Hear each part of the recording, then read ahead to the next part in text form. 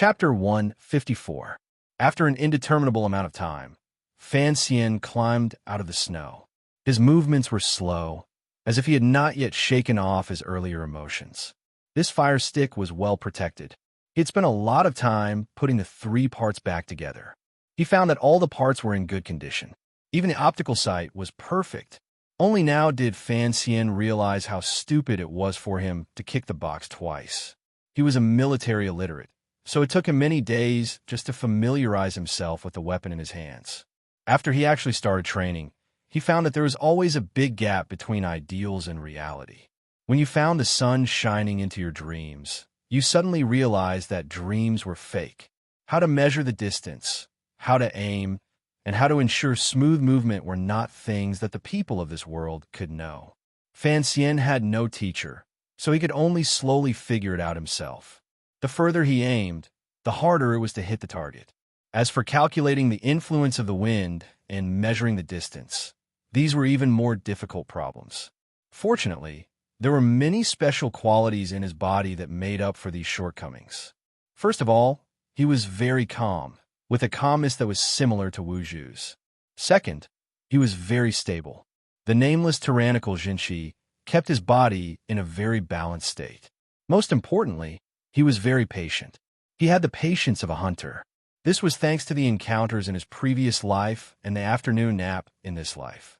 As long as the energy in his body could keep up, Fan Xian believed that he could hide in one place and not move for a whole day. After climbing out of the snow, he felt that his body was a bit frozen.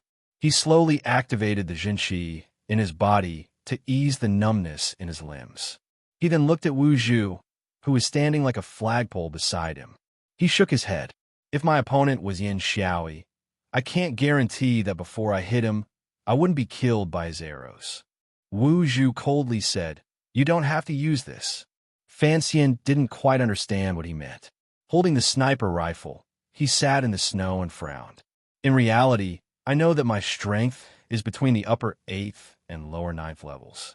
Uncle always hid it from me in the past because he didn't want me to be careless. But in the future, if I have to deal with the upper 9th level aces, it will be better to have a weapon that others don't know about in my hands. Wu Zhu said, "In my opinion, you are still only at the level of the 7th level." Fan Xian laughed self-mockingly. "Then I can still kill Cheng Jushu and exchange blows with Gong Dian."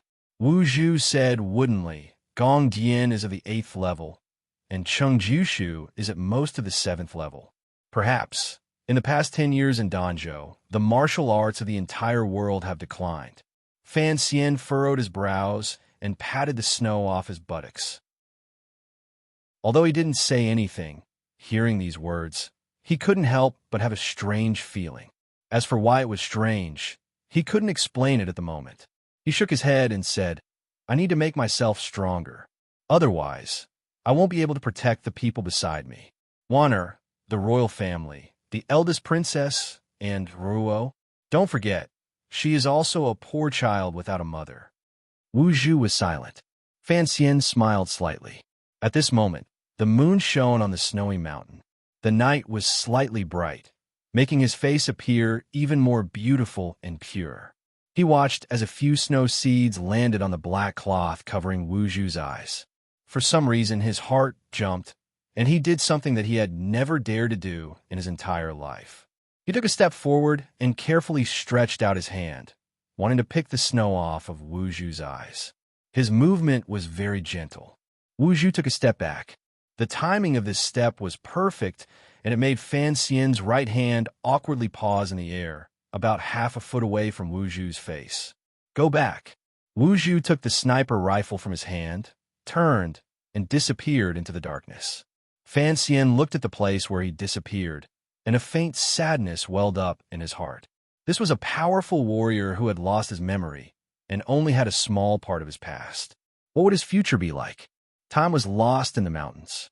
Every day, Fan Xian, with great discipline, woke up early in the morning and practiced martial arts. At night, he would also take some time to learn the skills of the Night Walker with Wu Zhu. Most of his days were spent with Lin Wan'er and his sister, watching the girls of the manor gather together to compete in poetry, painting, music, and card games. The days passed in a flash. In between, Yilinger and Princess Rojia also came to stay for a short time. A few of the noble young ladies inevitably had a small poetry meeting.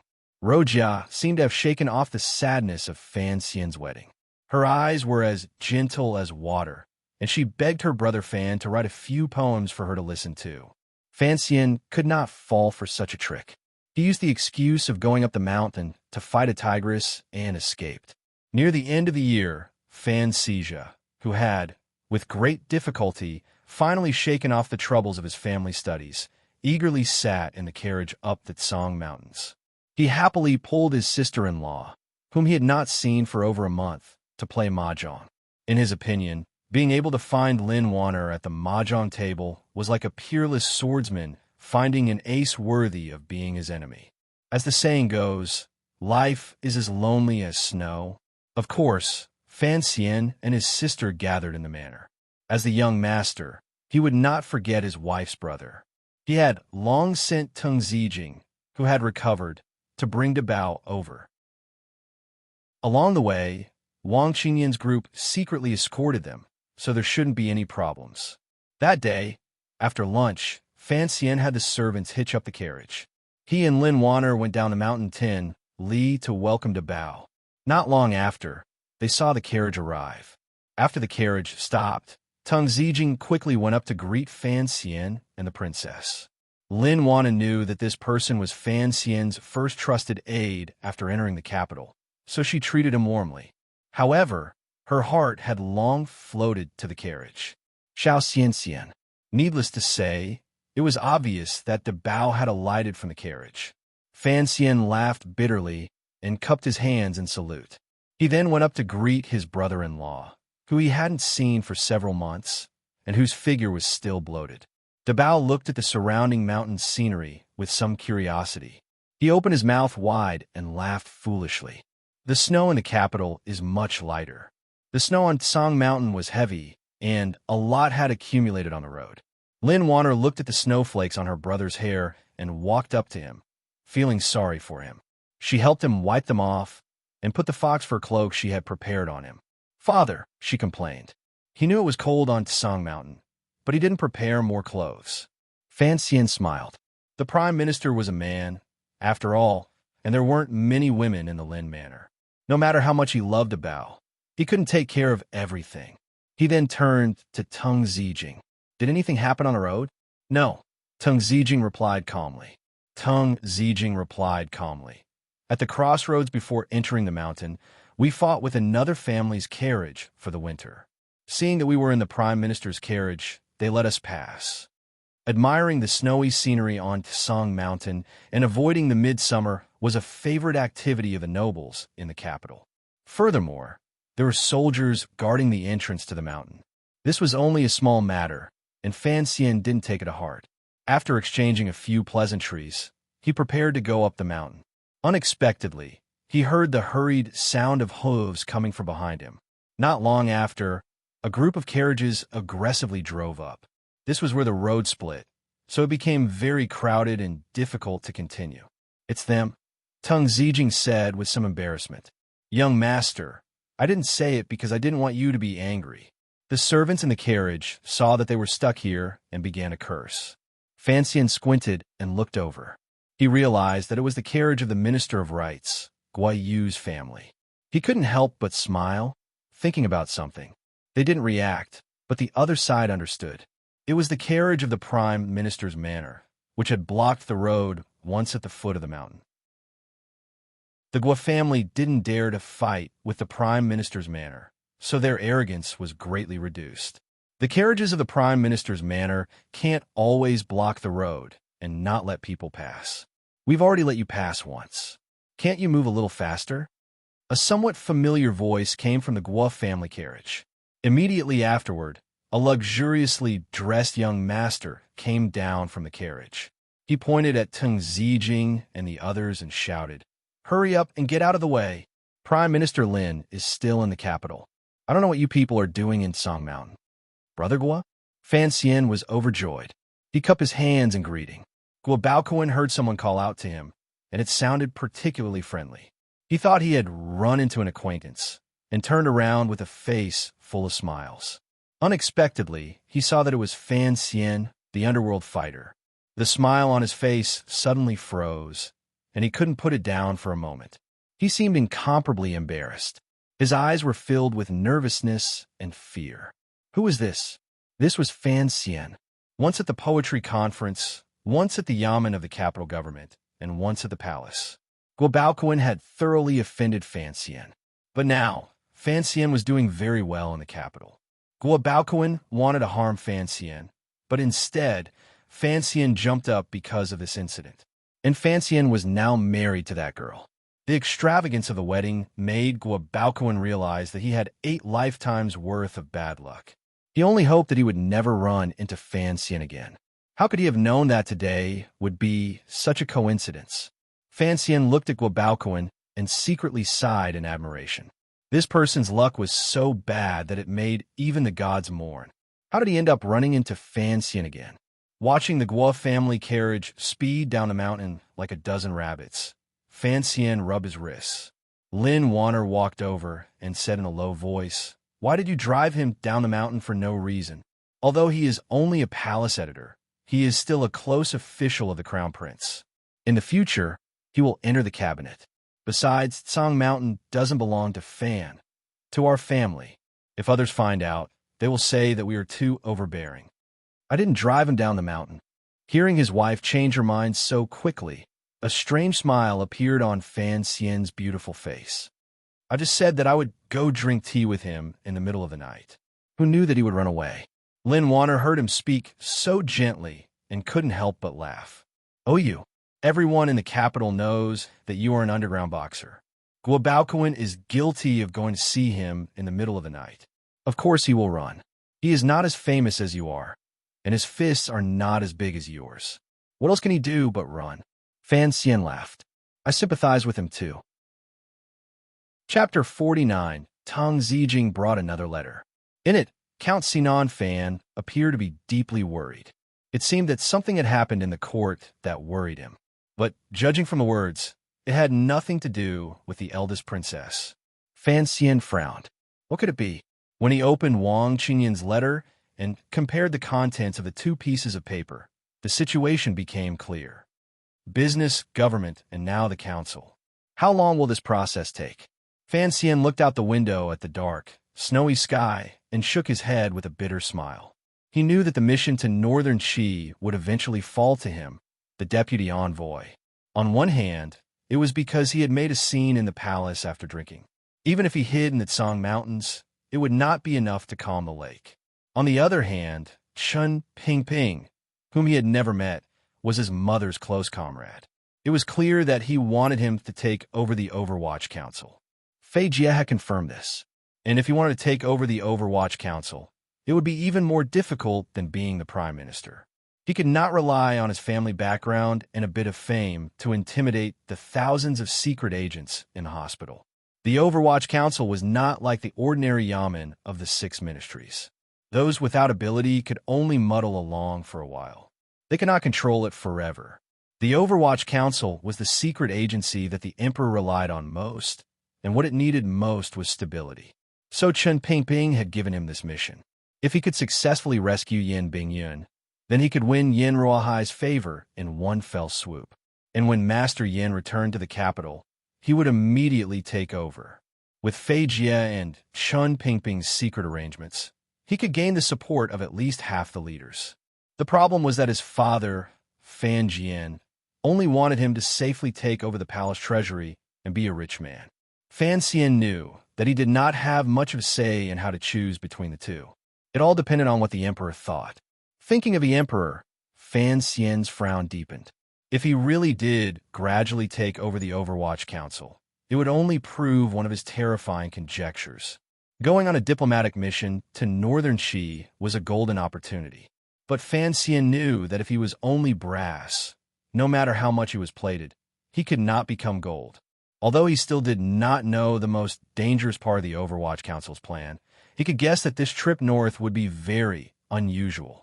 Outside the window, the wind and snow intertwined. At the end of the long corridor, there was a faint sound of laughter and a fiery red light. In the snowy night, it made one feel incomparably warm. Fan Xian put the 2 letters in his palm. Without changing his expression, he crushed them into powder, opened the window, and threw them into the snow. The powder mixed with the powder and snow and could no longer be found. Outside, the night wind blew in, chilling his face. The candles in the room dimmed, then grew brighter. Hurry up and close the window. It's freezing. Warner, who had gone to bed early, pitifully stuck half her face out from under the blankets. Her mouth and nose were hidden under the warm blankets. She looked at Fan Xian with a pair of eyes that could speak. Hurry up and go to sleep.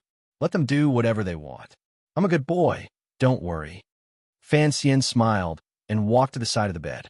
Very naturally, he put his hand under the blankets and gently caressed his wife's full chest. His mouth said something else. The Bao is a good boy, but you have to know that our good brother of ours. If we don't do anything, you might take the Bao to the mountains to catch bears again tomorrow. It had been a long time since the wedding, but Lin Warner still had not gotten used to her husband's wolfish hands that reached out to her at any time. Her face was bright red, and her eyes seemed to be dripping water. She turned her hand and grabbed the pair of hands on her chest. Naughty again, she said. My wife called me to sleep. How could I dare to be naughty? Fan Xian chuckled and flipped his hand. The candles were immediately extinguished, leaving only a quiet room and a couple. After a series of rustling sounds of clothes being undressed, Fan Xian took off all but a single shirt and put on under the blankets. Lin Warner felt the coldness of his body and couldn't help but shiver. She said, You go to bed so late every night. I don't know why you're sitting at the table. Is this a grudge? Fan Xian teased his little wife. Warner was not yet 16. In his previous life, she was a little girl who was treasured by her parents. Now, she was his wife. Every night, he would make love to her. He didn't know if she could bear it. As he thought this, his palm involuntarily began to rub Warner's soft chest. Separated by the smooth silk shirt, this kind of rich, smooth, and beautiful feeling made him feel incomparably comfortable. Lin Warner quietly made a sound of agreement and leaned into his embrace. Fan Xian lowered his head and kissed her fleshy lips. Their bodies slowly rubbed against each other. The temperature in the room seemed to rise. Both of their bodies were slightly hot. The clouds dispersed, the rain stopped, and the fog dissipated. Flowers bloomed and closed. Outside the window, the wind and snow continued to fall. Inside the blankets, it was as warm as spring. Warner, sleepy and weak, shyly lowered her head and burrowed into Fan Xian's embrace. Fan Xian looked at his wife with heartache. He couldn't help but use his finger to gently touch Warner's lips. For some reason, he thought of the chicken leg in the temple. Your hands are not clean. Warner turned her head away, embarrassed and angry. Fan Xian smiled gently. How is it not clean? Our good Warner's body is clean. Lin Warner was afraid that her husband would say something even more embarrassing. She quickly changed the subject. Are we going to Northern Qi or not? Fan Xian held her tighter and asked in return, Are you willing to spend the rest of your life with me? Warner's expression could not be seen in the darkness, but she must be very nervous about why her husband would ask such a question. In this world, a married woman followed her husband. There was no reason to turn back halfway. She angrily and anxiously said, Husband, why do you ask? Only then did Fan Xian realize that he had asked something inappropriate. He forced a smile and explained, I was just asking casually. Actually, he still had some of the habits from his previous life. Although he and Warner had bowed to heaven and earth and drank together, he still wanted to hear something from this cute girl. Casually? Lin Warner was half believing and half doubtful. She said weakly, Husband, you must be thinking about Cece. Now that she said it, Fan Xian remembered Cece, whom he had deliberately left in the Fan Manor in the capital. Tung Zijing had said that she was doing well in the capital, but with his grandmother's nonsense, he had to deal with it. He comforted Warner. I don't have the mood to think about that. It's just that the two of us are going to do business together for the rest of our lives. Of course, we have to plan for the long term. It's not like you don't know that your mother has always disliked me. These words were fresh and interesting. When Warner heard the words, "Do business together for the rest of your life," her heart warmed, and she was very satisfied. She faintly replied, "What else can I do when married to my husband?" Then it settled. In the darkness, Fan Xian smiled. The lines of his lips were very gentle. He said quietly, "The nobles in the capital are playing mahjong. I don't know if I can win." Warner smiled. "When it comes to fighting, I'm not as good as you. When it comes to playing mahjong, you're not as good as me." This was what Fan Xian had said in front of the palace, which had made Zhuang Mohan spit blood. Outside the window, the wind and snow were fierce. Fan Ruo, who could not sleep, held an umbrella and looked into the distance, carefully keeping her distance from the edge of the stone platform. With a faint smile on her face, she felt a little empty in her heart. Her most admired brother had already gotten married. Where was her future? Her brother had said that she should be like Xija and find something that was worth giving up his life for. Perhaps it was love, or perhaps it was poetry or painting. But she really did not know what she should pursue. Snowflakes fell on the umbrella and beat against her heart. Wu Zhu quietly came up behind her, covered by the unchanging black cloth. His emotionless voice rang in Fan Ruo's ear. "Can you keep a secret?" The next morning, Fan Xian returned from his training. He was surprised to find Debeo wrapped in a large fox fur robe. He looked at the cliff below the manor with a satisfied expression. Fan Xian was worried that he would lose his footing and fall off the cliff. He quickly walked over and asked quietly, "Debeo, what are you looking at?" Debeo grinned foolishly and pointed. "Little Xian Xian, there are big white birds over there." In the distant mountains, there was a faint white mist rising. A few black-necked, black-tailed white cranes were bending their necks to look for food. Suddenly, they raised their heads and sang. The sound was extremely clear and continuous. As they cried, the white cranes spread their wings and danced. It was very beautiful. Fan Xian was slightly surprised. How could he see cranes on the Tsang Mountains in this cold winter weather? Could there be hot springs there? Cranes were free by nature and did not like to be restrained. So far away, the cranes looked very free and easy. Fan Xian could not help but take a deep breath. "Debeo, do you like those birds?" "No." Fan Xian was a bit surprised. He smiled and asked, "Why not? Do they not dance well?"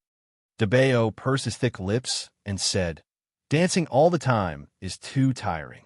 I get nervous just watching them." Fan Xian laughed and patted his brother-in-law's thick shoulder. For some reason, after entering Jingdo, the 3 conversations he had with the Bao had made him feel the most relaxed. Perhaps it was because he was truly like a child, so he didn't have to worry about anything. Although the crane dance was beautiful, it was indeed too tiring. "Debeo, how have you been these days?" Debeo's broad brows showed a trace of confusion. It seemed that he did not know how to answer this question, but he still tried very hard to answer clearly. He stammered, pretty good, playing mahjong, little fatty throwing a tantrum, pretty fun." Fan Xian chuckled. He looked at the thick snow forest below the bluestone plain, the distant mist, and the white cranes in the mist. He was silent for a long time. The end of the snow in the Tsang Mountains. Chapter 155. At the end of the year, according to palace custom, each prince and princess would receive a gift from the palace. This year's gift was somewhat different. First, the crown prince received the first gift. This was natural, but it was more generous than in previous years. There was also a book personally written by the emperor. Secondly, the second prince's reward was also of a higher level. The great prince, who was far away at the border, received a bow and arrows as a gift. Most importantly, along with this bow was an imperial edict, announcing that when the grass grew at the end of summer, he would return to the capital to be conferred the title of prince. The officials in the capital were confused. They did not know what the emperor was thinking. It seemed that the crown prince's position was still incomparably stable. So why was the great prince summoned back? This prince had been leading troops for many years. Although he was not the legitimate son, he was the eldest son. If he returned to the capital, the situation in the water would be somewhat unstable. Among the rewards from the palace, there was an edict that attracted attention. It was sent to Fan Xian, a fifth-level official of the Imperial College, who was hiding in the Tsang Mountains. The emperor had actually rewarded him according to the etiquette of a prince consort. The officials guessed that this was for the sake of Miss Lin. There was a lot of activity at the end of the year. The families of the officials and gentry often exchanged gifts. Those who were familiar with each other would also personally visit. There were also two groups of messengers who brought generous gifts to the Tsang Mountains. These gifts came from the Crown Prince's palace and the Second Prince's manor. Everyone thought that once the civil service examinations were over, Fan Xian would be hindered by his status as the prince consort of the princess, and it would be difficult for him to rise in the officialdom. The emperor would then order him to take over the palace treasury. So the Crown Prince and the Second Prince had to hurry up and increase their efforts to win him over before this happened. They did this very discreetly, and they believed that the messengers who brought the gifts would not be discovered. What did the Second Prince bring? The emperor of the kingdom of Qing leaned against a soft couch, wrapped in a large black robe. His face was calm, and a few wrinkles were particularly obvious on his well-maintained face. His eyes quietly stared at the snowflakes that were as big as goose feathers outside his study. Qin Pingping coughed twice and tightened the blanket on his knees. He respectfully replied, "It's a poetry collection from the previous dynasty." The emperor smiled slightly, but there was a trace of mockery at the corner of his lips. "My second son likes to write sour poems, but he thinks everyone in the world is like him." Fan Xian casually wrote a poem, and it surpassed countless poets of the previous dynasty. "This gift is too a gift." He then asked, "What did the Crown Prince bring?" "A box of jade-green mahjong tiles." Qin Pingping rubbed his smooth chin and followed the emperor's gaze to the large patch of flat snow in the royal palace. He narrowed his eyes slightly. "Fan Xian likes it very much." "Fan Xian," the emperor said quietly. "Emperor," His Majesty said in a low voice, "the Crown Prince's gift is brilliant. I wonder who in the Eastern Palace came up with the idea." Xian princes of the Xian, of Chun of the Emperor of the Emperor of the Emperor to Chun of the Prince of the Chun of the dynasty of the Emperor the Emperor the Emperor of the Prince. Qin Pingping carefully replied, "With a caring Fan Xian by my side to take care of me, I should be happier than in the palace." "No one in the palace can truly be happy," the emperor said with a smile. "Have you really decided to send Fan Xian to Northern Qi?" Qin Pingping sat in his wheelchair and still lowered his head with great difficulty. He bowed and said, "Yes.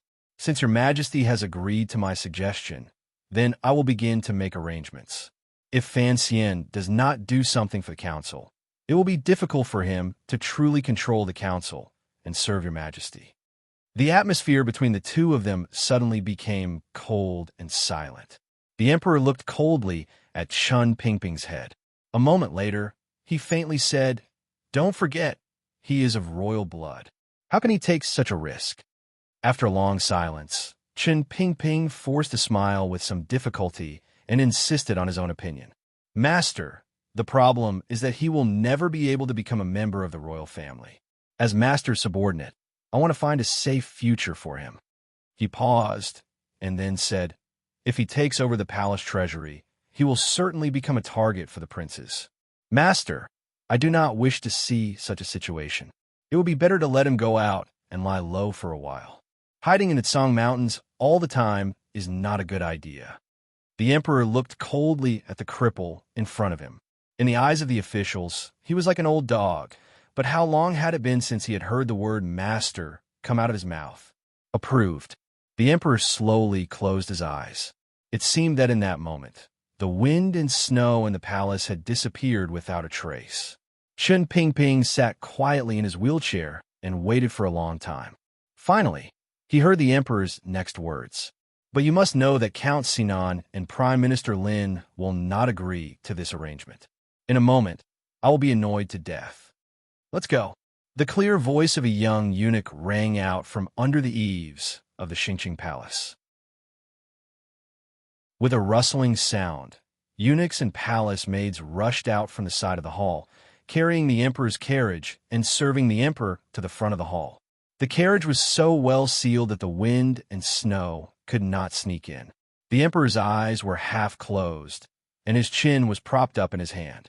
No one knew what he was thinking. His palm slowly caressed the slightly hot charcoal stove. After a long time, he sighed and opened his eyes. He looked at the familiar palace scenery and gently shook his head. In the main hall of the palace, a eunuch came out with a horsetail whisk and said in a clear voice, "His Majesty has arrived." Below, the officials who had been waiting for a long time straightened their clothes and bowed to the ground, shouting, "Long live the emperor!" The emperor glanced at these officials and slowly walked to sit in front of the dragon chair. "Rise," he said. Hearing this, the officials climbed to their feet. But these high-ranking officials and nobles had lived comfortably in the capital. It was inevitable that they were a little fat and weak, so their movements were slow and comical. Everything else has been settled. Spring is approaching. After the imperial examinations, it is time to carry out the agreement made with the North last year. The emperor did not seem to be in good spirits. He leaned back on the dragon throne. "Ministers, are there any suitable candidates for the envoy? In the past few months, there have been rumors that the Prime Minister's new son-in-law, Fan Xian, the fifth scholar of the Imperial College, might be sent to Northern Qi." Prime Minister Lin Ruofu had always thought that it was the civil officials who opposed him in court causing trouble, so he had made ample preparations. Originally, the Fan and Lin families had never liked each other in court. One was a steadfast supporter of the royal faction, while the other had an unclear relationship with the eldest princess. But with Fan Xian's arrival in the capital, everything changed dramatically. The Prime Minister and the eldest princess broke off relations, and Assistant Minister Fan became his in-law. Assistant Minister Fan Jian of the Ministry of Revenue stood a little to the back. He glanced at the front of the line and found that Prime Minister Lin Ruofu was also looking at him. Their eyes met, and they smiled. "Your Majesty, I believe that Xian Chuwu of the Chamberlain of Honglu Temple handled matters neatly during the last negotiations and did much for the benefit of the country. He is an excellent talent, and Xian Chuwu would be the most suitable envoy for this return visit." The first to respond was Prime Minister Lin Ruofu's disciple, the junior minister of Taichung Temple, Ren Shaoan. Because today's court discussion would discuss the matter of the return visit, all etiquette and regulations needed to be consulted, so he and the junior minister of Honglu Temple, Xian Chuwu, were both present in the hall. Xian Chuwu was a little surprised. Why was he being pushed out? Of course, he understood that the Prime Minister would not want his son-in-law to travel thousands of miles to an enemy country. Although there would be no problems with safety, the journey was long. Fan Xian would certainly be promoted again during the spring examinations, and if he immediately went on a mission, who knew what would happen in court in a few months? In fact, the Crown Prince's opinion was similar to that of the Prime Minister. Now that the eldest princess was no longer behind the Crown Prince's back, the Crown Prince's way of thinking was much more mature. He believed that Fan Xian should stay in the capital and immediately take over the palace treasury, and at the same time increase his efforts to win him over. This was the right path. If he could use this to control Assistant Minister Fan and repair his relationship with the Prime Minister, that would be even better. Furthermore, the spring examinations were approaching, and the Eastern Palace still needed to rely on Fan Xian. It seemed that no one in court today would suggest that Fan Xian go on a diplomatic mission to Northern Qi. After all, even if you were a senior statesman of 3 dynasties and a minister of a ministry, if you offended the Fan and Lin families, you might not be able to bear the hatred of those 2 old men. So the hall immediately fell silent. It seemed that all the officials approved of Xian Chuwu's proposal to go on a diplomatic mission to Northern Qi. Even Xian Chuwu himself began to prepare to accept the order and take Fan Xian's place. The emperor frowned slightly, as if he had not expected the current situation. He gently placed the stove in his hand on a small yellow satin table beside him. At that moment, someone stepped out from the ranks of the officials. In a low voice, he said, I propose that the Imperial College send Fan Xian as a diplomatic envoy to northern Qi. The officials had not expected that someone would be willing to offend both the Fan and Lin families. Countless gazes fell upon him, and only then did they realize that the speaker was Qin Hung, a counselor of the Bureau of Military Affairs. Qin Hung had a military background, so he was not afraid of the gazes of the officials. But everyone was puzzled. Even if you were a member of the Bureau of Military Affairs, there was no need to offend the Prime Minister and the Fan family. Hearing this proposal, Prime Minister Lin Ruofu's expression did not change. He was very calm. Count Sinan smiled helplessly. Because of their relationship with Fan Xian, these two old foxes naturally could not say anything. But there were naturally officials who spoke up for them. After a round of discussion in front of the hall, one of the officials said in a low voice, "I do not think this is appropriate. Young Master Fan is only 17 years old and has not had any experience in the bureaucracy. Going on a diplomatic mission to northern Qi is an important matter of promoting national might and forging friendship. Although young Master Fan is talented, he is not experienced enough. I fear that it would be difficult for him to shoulder such a heavy responsibility. Xian Chiwu, on the other hand, is steady and appropriate. This trip to northern Qi should be smooth." Xian Chiwu sighed in his heart. He knew that he had to take the initiative. He stepped out of the ranks and bowed. "I am willing to serve my country."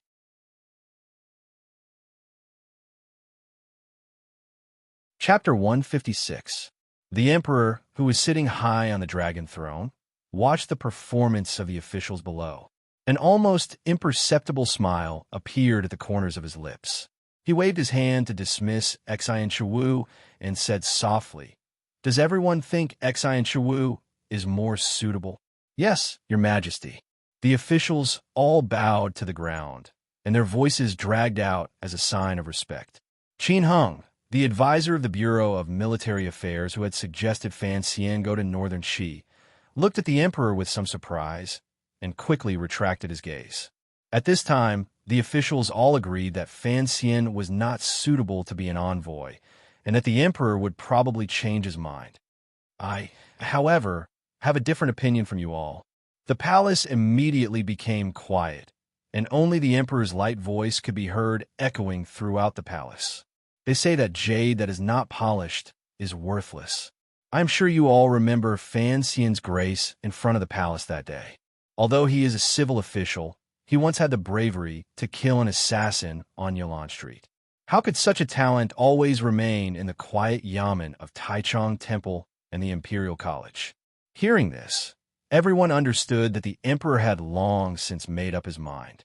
They just didn't understand why the emperor wanted Fan Xian to go to northern Qi.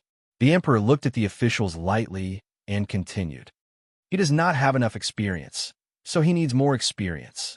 I think Fan Xian is suitable. Let him take care of this task. If the emperor said it could be done, then it must be done. The officials did not dare to say anything more. Only Lin Ruofu and Fan Jian had traces of worry on their faces.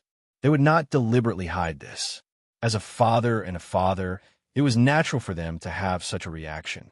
If they were to pretend to be elated and say that their emperor was wise, it would instead make his majesty and the officials look down on them. Fan Jian. The emperor looked at the assistant minister of the Ministry of Revenue and slightly frowned. I am here. Fan Jian heard his name and was slightly shocked, and he quickly stepped forward. The emperor said quietly, I want your son to take up this task. Do you have any thoughts? Fan Jian was silent for a while, and then immediately came to his senses. He smiled and replied, I dare not have any thoughts. Do you not dare, or do you not have any? I do not dare. If you dare, what will you think? Outside the palace, the wind and snow intertwined. Inside the palace, it was as warm as spring. But because of these few words between the ruler and the minister, it became as cold as outside. The officials who were on good terms with Fan Jian couldn't help but feel anxious. Why was Count Sinan so out of control in front of the palace today? After a while, Fan Jian replied to the emperor, I have been separated from my son for 16 years. We have only been reunited for a few months, and now we have to be separated again. I cannot help but feel sorry for him." These two words echoed in the palace, but no one knew who would hear them. The emperor smiled slightly. He knew that Fan Xian was saying this for him to hear. However, this childhood friend of his did not understand the true purpose of sending Fan Xian to northern Qi. It seemed that only Chun Pingping understood him the best. "It'll only be a few months. She'll leave in the middle of spring and return in early autumn. What's there to be unwilling about?" The emperor did not wait for Fan Jian to speak again. He smiled and waved his hand, announcing the edict. "The Minister of Revenue is old and weak and has been recuperating for a long time. I hereby issue an edict of consolation. Fan Jian, the left Assistant Minister of Revenue, will be given the position of Minister of Revenue." The officials had no objections. Fan Jian had long covered the sky with one hand at the Ministry of Revenue. It was just that he had never been promoted. Some of the officials with a belly full of evil tricks couldn't help but mutter in their hearts, thinking that Assistant Minister Fan had just promoted Lady Lu, and now the emperor was promoting him. If the assistant minister had known earlier, would he have promoted Lady Lu many years ago?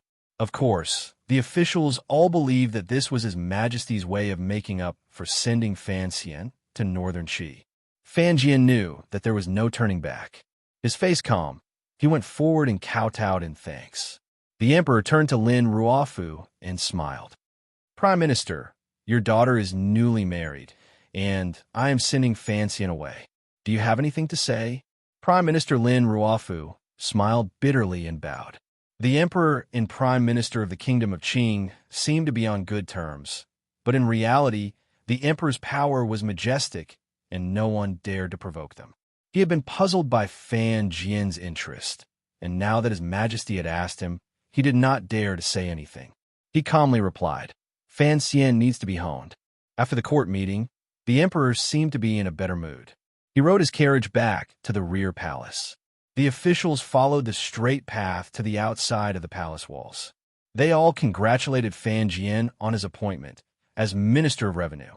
From now on, he could rightfully control all of the Qing kingdom's wealth and resources. Guiyu, the Minister of Rights, joked, "Sir Fan, from now on, our salaries will be coming from you. Don't be too stingy." Fan Jian laughed and shook his head. Sir Guo likes to joke. Fan Xian had made fun of Guo Baoquan a few times, but in court, there seemed to be no ill feelings between the two of them. As they walked out, Lin Ruofu coughed lightly and stepped forward. The officials bowed to the prime minister. They knew that he had something to say to his in-laws, so they parted. Lin Ruofu said quietly, "Sir Fan, why did His Majesty insist that Fan Xian go to northern Qi?" The two of them were now in-laws, so there was less pretense. Fan Jian smiled bitterly. "I truly do not know. Perhaps he really wants my son to be honed?" Although he said this, he knew that the damned cripple must have done something behind the scenes. But on second thought, Fan Xian temporarily left the capital, avoiding the crown prince and the second prince's attempts to rope him in, and waiting for the great prince to return to the capital with his army might not be a bad choice. Lin Ruofu seemed to have thought of this at the same time, but he had a deeper suspicion.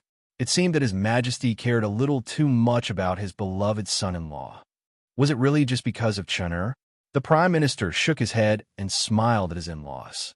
"Debao has been on the mountain recently. Thank you for your trouble, Sir Fan." "What are you talking about?" Fan Jian laughed. "We are all one family. In another month, when the flowers bloom, the diplomatic mission to northern Qi will leave the capital. When the time comes, I will have Wanner visit the prime minister's manor often. Yes, these days, Debao has not been in the manor. Changju's manor has been quiet." Lin Ruofu sensed something and sighed. "Master Fan, if you have some free time, you might as well come visit my manor. How could I dare disobey the prime minister's orders?" Fan Jian smiled. Once again, in a secluded, deserted place, two carriages. Once again, the two schemers who had stood behind Fan Xian for over a decade were hiding in their own carriages, talking. As I said, I do not wish for him to have anything to do with the Overwatch Council. Fan Jian, who had just been promoted to Minister of Revenue, sounded cold and indifferent. In the opposite carriage, Chun Pingping let out a low chuckle. The diplomatic mission to Northern Qi has nothing to do with my shabby counsel. Fan Jian couldn't help but lift the curtain of the carriage. Nothing to do with you? Don't think I don't know what you're trying to do. Shaoan is in your hands now. If you want to kill him, kill him. Why let him fight for his reputation? You and I both know what kind of person Shaoan is. If he were to return to Northern Qi, killing him would be very difficult. You should also know how difficult it would be. I haven't forgotten. You have a portion of His Majesty's power in your hands. I believe there are people in the council who work for you as well. Chen Pingping continued to chuckle. There seemed to be something sinister in his laughter. I'm afraid His Majesty wouldn't like it if we met in private. As for Shaoan, it doesn't matter if I kill him or not. I've squeezed his marrow for 20 years. There's nothing left, and the young emperor of Northern Qi may not be as broad-minded as our master. Whether or not he dares to use the head spy of the former Wei Kingdom is another matter. As for Fan Xian's diplomatic mission to Northern Qi, it was truly the emperor's will. Master Fan, you know that if you let that child stay in the capital, he will be dragged around by the crown prince and the second prince every day. I'm afraid he will cause a lot of trouble in the future. Fan Jian fell silent. He knew this was a fatal problem. He could not allow Fan Xian to participate in the struggle for the throne. He let down the curtain of the carriage and closed his eyes as he leaned against the cushion. He still couldn't let the child he had watched for over a decade have anything to do with the terrifying Overwatch Council. As if guessing what he was thinking, Chun Pingping said coldly, "Since His Majesty has agreed to this arrangement, you don't have to worry." No one saw the cold smile on Fan Jian's lips. Yin Bingyan has been captured. How will the council cooperate with him? Naturally, someone will take over. Don't send mediocre people. Chen Pingping smiled. Perhaps it's time for you to put in some effort. You must know that Dongyi sent people to the palace to assassinate the eldest princess's palace maid. Yi Zhong has always suspected the council was behind it. The news has already reached Xinyang, so it's a little inconvenient for me. Fan Jian's heart skipped a beat. Atop the Tsang Mountains, the snow was thick. White mist rose from the hot springs in the distance. The red-crowned cranes were nowhere to be seen. Fan Xian carefully read the letters his father and Wang Qinian had sent him, then rubbed them into powder and tossed them out the window. The snowy scenery outside the window was beautiful. De Bao and Fan Xija were making a snowman, one fat and one fat, quarreling nonstop. It was only at times like this that Fan Xija would show some of the normal behavior of a child, rather than a rotten bookkeeper. Fan Xian smiled. It was difficult to travel in these snowy days, but the Donbo bookstore in the capital had still sent people to the mountains to deliver the accounts. That seventh shopkeeper was truly loyal to his duty. The bookstore's business was doing surprisingly well. Because of the release of Banksy anti-poetry collection, several branches in the capital had also firmly established their foothold, and the branches of Donbo bookstore in the neighboring counties had also begun to make money. Fan Xija had checked the accounts the night before. When he saw the net income of 23,000 taels of silver, his eyes reddened. He kept trying to convince himself to quickly release the last 10 chapters of Story of the Stone. But Fan Xian wouldn't agree. Writing poetry had already caused so much trouble. If people knew that Story of the Stone was also written by him, who knew what kind of storm it would cause? The eldest princess had returned to Xinyang, but she still had influence in the court. More importantly, he didn't know whether her ally was the crown prince or the second prince that he had never met.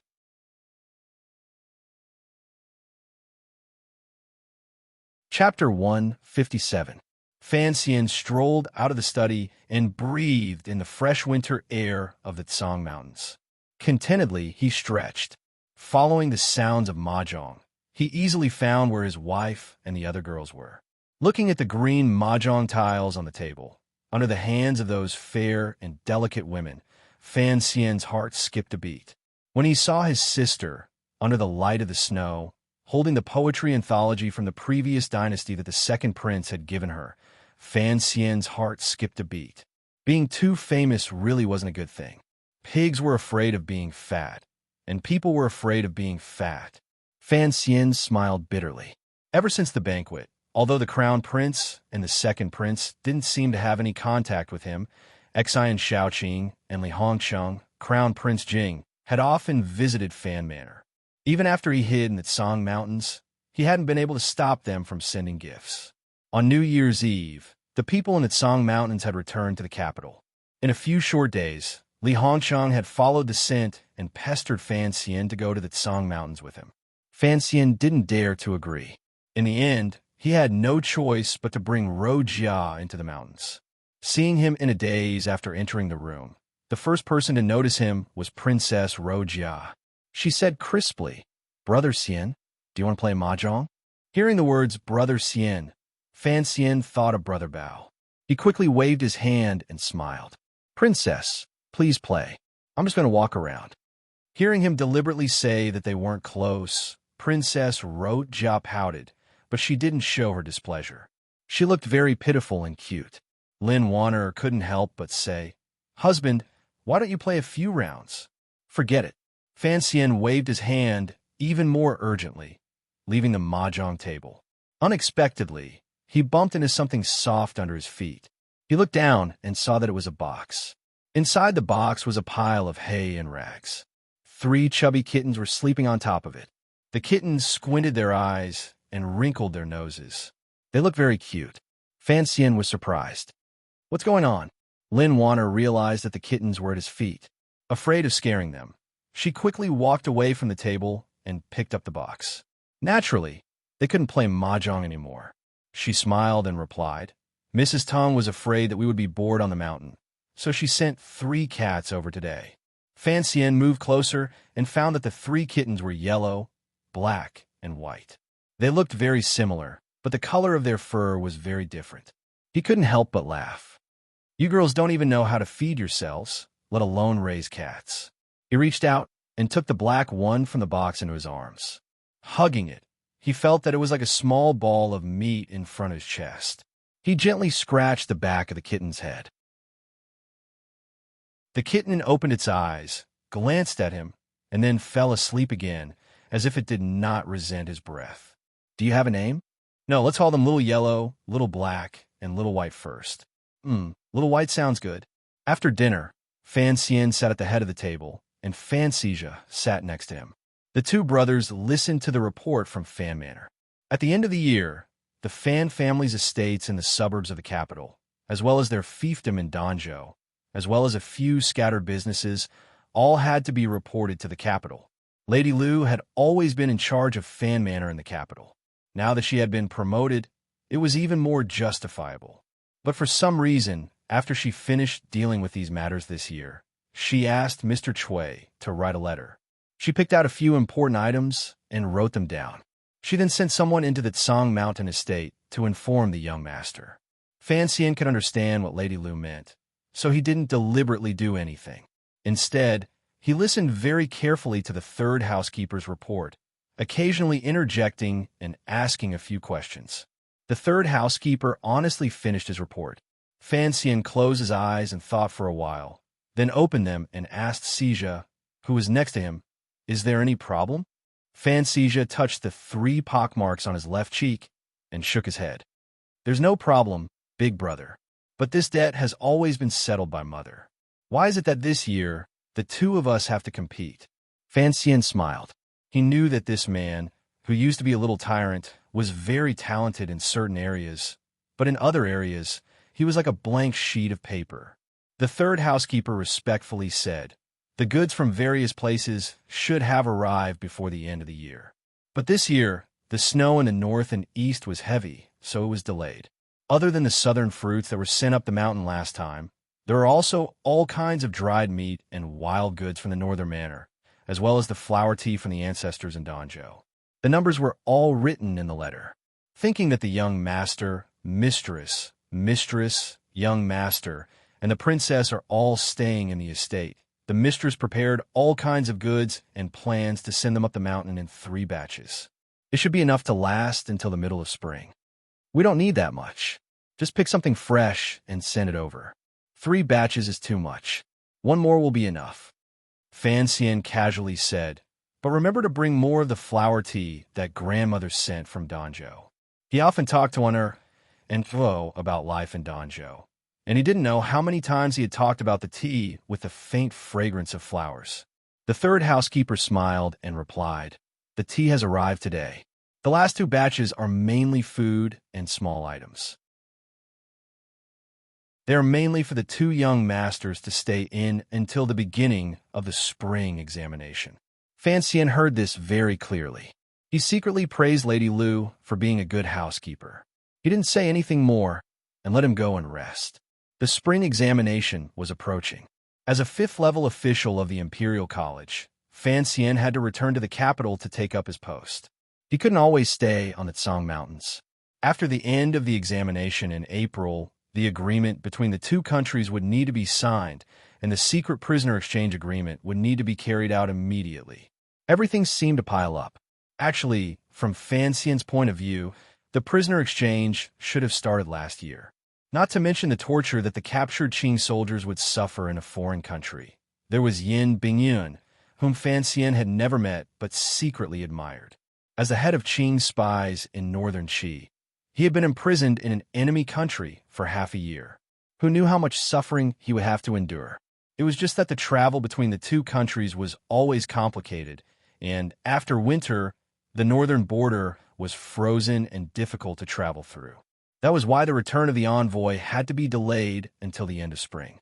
But every time he thought of Yin Bingyun suffering in a bitter cold house, Fan Xian couldn't help but feel a little less happy enjoying the winter in the Tsang Mountains. He had long known that he was the main character in this diplomatic mission to northern Qi, but he didn't oppose this duty. After all, if he could establish his own power in the Overwatch Council, it would always be good for his future. Whether it was in Danzhou or the capital, his 17 years of service had long since convinced him that he was truly a part of the kingdom of Qing. Fan Xian was willing to do things for this country, not for the court. That night, Fan Xian finished his routine training and returned to the mountain villa, feeling a little tired. He stuffed his night clothes, covered in snow and dirty water, into a bag he had prepared and tossed it to the side. During training, he would lie alone in the snow, chasing after his targets under the faint moonlight. His gaze was focused on a straight line, staring at the black rocks that had not moved for thousands of years, or the snow rabbits that were running rapidly. He felt very tired. And these days, after Wu Zhu gave him the sword that belonged to his parents, he disappeared again. So during the training process, there was no one to talk to and no one to look at him. That feeling of loneliness and desolation was like returning to his previous life. The mountain villa was quiet. Only the master bedroom was lit by a lamp. It was waiting for him to return. Fan Xian smiled faintly and walked in that direction. The sun had risen during the day, so there was a puddle of water on the bluestone floor, reflecting the moonlight. He walked around it and jumped over the railing. Suddenly, his heart jumped and he stopped. He was standing at the other end of the long corridor, in front of his sister's room. Suddenly, his ears twitched and he frowned. His eyes gradually became fierce. He turned around and pressed his palm against the door. With a little force, the tyrannical Jinshi immediately shook the wooden latch in two. Like the night wind, he floated to the side of the bed. The bed was messy, but there was no one there. Ruoruo had indeed disappeared. Fan Xian calmly put his hand into the bedding and found that other than the foot warmer, the rest of the bed was cold. It seemed that Ruoruo had been gone for a long time. His heart trembled slightly. Could it be that an enemy that he did not know had done this? But he still forced himself to turn around. With a clang, his left hand pulled out the slender black dagger and prepared to go into the night to find someone. Brother. Outside the door, Fan Ro held up a lantern. Her face was full of surprise as she looked at her brother standing on the bed with a knife in his hand. Fan Xian was startled. Seeing that she was safe and sound, he couldn't help but relax. He couldn't help but close his eyes and breathe heavily. After a moment, he asked with concern, "Where did you go? Are you all right?" Ruo was wearing a silver fur robe, and underneath it was a single item. She looked pitiful. She looked at Fan Xian as if she hadn't expected this. She couldn't help but be a little stunned. After a while, She forced a smile and said, "Brother, you're asking me with a knife. That's scary." Fan Xian smiled bitterly and shook his head. He put the slender dagger back into his boots and walked up to her. He held her slightly thin shoulder and said, "You're the scary one. When I walked outside, I heard that it was abnormally quiet inside. I couldn't even hear you breathing. You scared me." Fan Ruo smiled and said, "Brother, you're running outside in the middle of the night, and you say I scared you. Where did you go?" Fan Xian continued to ask curiously. Fan Ruo blushed and lowered her head shyly. "There are some things that you shouldn't ask so clearly." Fan Xian was startled for a moment, then understood. He smiled bitterly.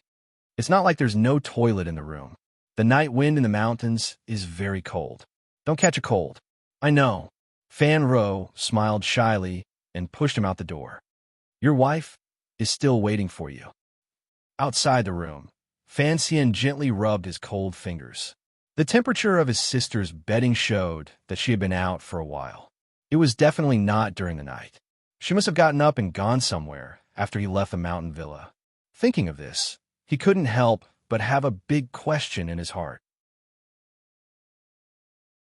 But he forced it down and didn't ask any more questions. In this world, everyone has their own secrets. We need to respect them. Back in the capital, when they were in Danzhou, Fan Xian had taught his sister this. As her brother, he needed to set an example.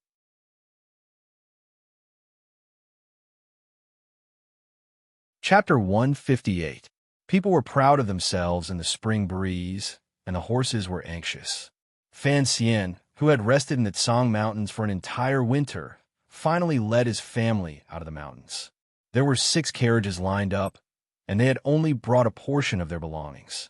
This time, they didn't see Guobaoquan or any of the other noblemen, nor did they have anything to worry about. It was only the early spring breeze that made the girls feel intoxicated. Fan Xian was in high spirits. Spending the winter in the Tsang Mountains was a rare opportunity for him to rest after entering the capital. Whether it was in martial arts or in spirit, he had made great progress. Looking around, he saw that the foot of the Tsang Mountains was covered in a patch of green. Faint green branches grew from the winter trees, and it seemed to dye the sky of the capital with a lot of vitality. The sky was light, and in the distance, a black cloud could be seen. Strangely enough, the black cloud was very thin. Behind it, one could see the gray-blue sky, and above it were wisps of white clouds, but still gave people the feeling that it was very dark and heavy. Amidst the sound of hooves, the carriage turned a corner and left the Tsang Mountains. The sun in the sky suddenly brightened, and the clouds glowed. It was a very shocking sight. Fan Xian withdrew his bored gaze from the sky and smiled at his wife. "Staying in the mountains for so long, I'm afraid you've been stifled?" Lin Wanner looked at him curiously. "What have you been stifled about?" Fan Xian was a little surprised. "Although the mountains are good, seeing only snow and trees makes me feel a little tired." "Wanner, don't you miss the bustling life in the capital?" Lin Wanner smiled, and a faint sadness appeared on her white face. "In the capital, if it's not in the palace, then it's in another courtyard. You know that I haven't lived in the Prime Minister's manor for long, and I haven't had many opportunities to go out. Although life in the mountains is monotonous, it's still more comfortable than living in those high walls." She looked at her husband's expression of concern, and her heart warmed. She giggled. "And you've always been in the mountains." After saying this, Fan Xian didn't feel anything, but she was the first to blush and turn her face away. Fan Xian laughed, and then immediately thought of that matter. He warmly said, "When the matters of the spring examinations are over, the court will probably send me to northern Qi." It was quiet in the carriage. Only the sound of hooves and the snorting of the horses could be heard, and the sound of the wheels on the mountain road could be heard. After a while, Lin Wana smiled and said, "Don't worry. I'm here in the capital." Fan Xian thought for a moment. "I think I'll take Wang Qinian with me. If there's anything you need to do, ask Father's opinion first. If Teacher Fei Jie is still in the capital, you can ask him for help. These things can be done through Teng Zijing. I've already instructed him." "Of course." He smiled and said, "I don't think there's anything wrong." Back in the capital, The colorful lanterns were still there, and the firecrackers and confetti in the remote alleys had not been swept away. Seeing all the pedestrians wearing new clothes and still immersed in the festive atmosphere, Fan Xian couldn't help but regret his decision to enter the Tsang Mountains on the 4th day of the new year. It seemed that he had missed the excitement of the first month's lanterns. When the carriage arrived at Fan Manor, it was inevitable that there would be a lot of trouble. The couple, who were neither old nor new, bowed to their parents and met with the rest of the clan. Only now did Fan Xian realize that the Fan clan lived up to its reputation. Although they did not have any high-ranking officials in the court, their distant cousins all seemed to be well-paid in important departments of the court, and each of them lived comfortably. A few days later, Fan Xian first brought Wanner back to the Prime Minister's manor to pay respects to his father-in-law and reluctantly bid farewell to Debeo. Then he went to King Jing's manor to pay respects to the prince he was familiar with. Before he could calm down, the vice minister of Taichung Temple, Ren Xiao, and the vice minister of Honglu Temple, Xian Chuwu, invited him to 2 more banquets. These were officials he had worked with before, and he could not refuse. Fan Xian could only get drunk and end these 2 banquets. In the blink of an eye, it was already the 2nd month of the year. At this time, the scholars from various provinces and counties had already arrived in the capital. Those who had money found inns to stay in, those who had relatives to seek shelter with, and those who had no money could only make do with the scholars in the outskirts of the capital. Even the dormitories of the Imperial College had been opened for the scholars who had nowhere else to go. The examination was hosted by the Board of Rites and was divided into 3 rounds, held on the 9th, 12th, and 15th of the 2nd month. So by the time Fan Xian entered the Imperial College to take up his post, time was already tight. Fortunately, his 5th-level official position was only in name, something the Emperor had randomly appointed in a moment of happiness.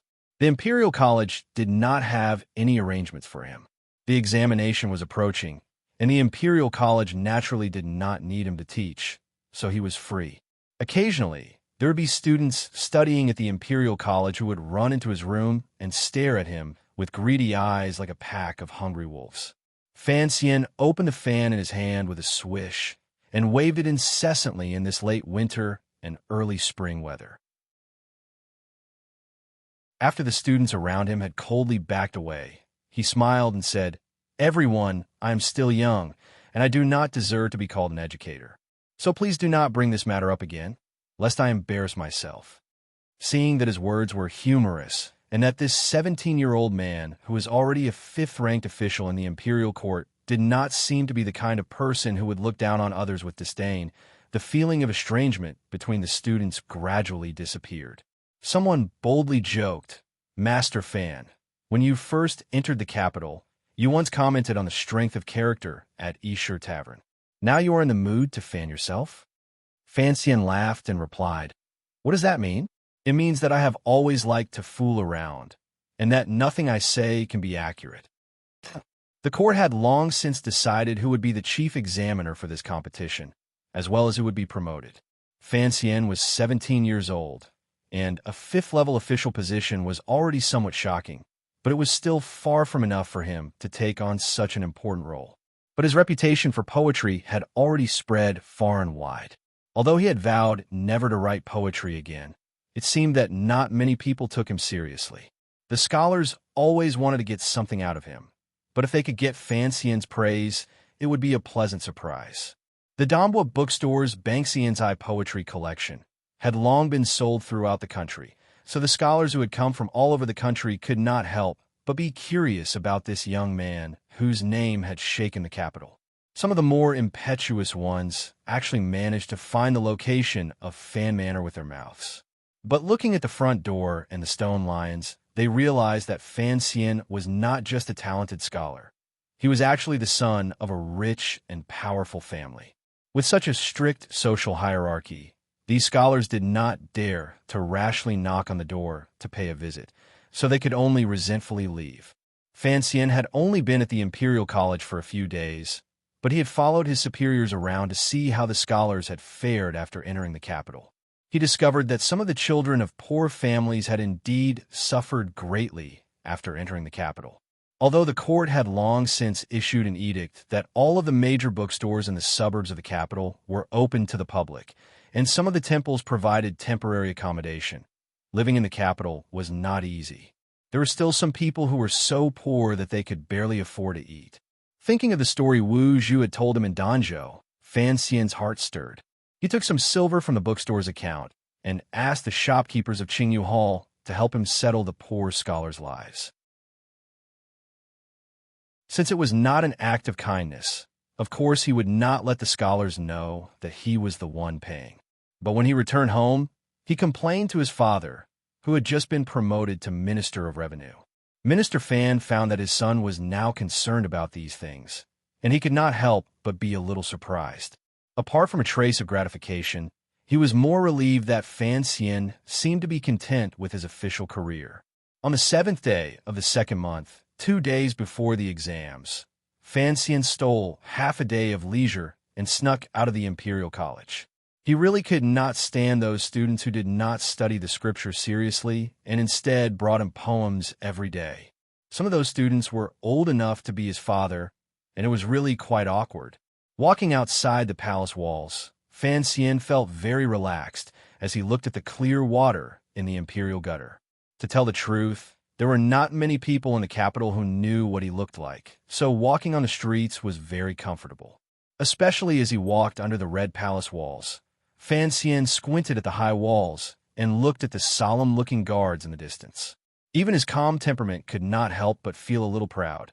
I've sneaked in before, so what? At the corner of the palace walls was a watchtower of the Imperial Guards, responsible for looking into the distance. It was from there that Yin Xiaoyi had shot Fan Xian down from across the palace walls with a startling arrow. Fan Xian retracted his gaze and shook his head. Yin Xiaoyi had now been transferred to the governor of the north. If he wanted to go to northern Qi, he would have to pass through his jurisdiction. He hoped that Yin Xiaoyi did not know that he was the assassin that night. Not long after circling the palace walls, Fan Xian entered Tiana River. The water was still gentle, and the golden characters in front of the Overwatch Council glowed faintly.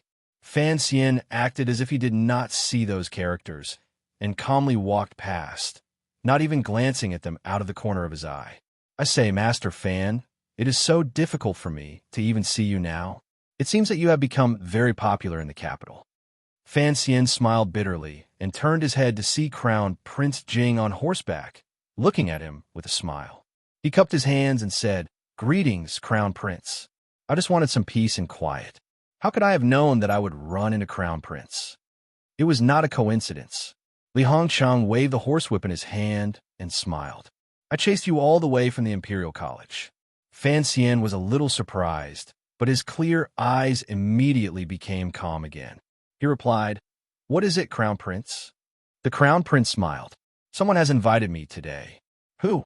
Fan Xian's intuition told him that there was something wrong with today's banquet. "The second prince," Li Hongchang said with a smile. Fan Xian shook his head helplessly. The second prince had never summoned him, but now that he had spoken, there was no way he could avoid it.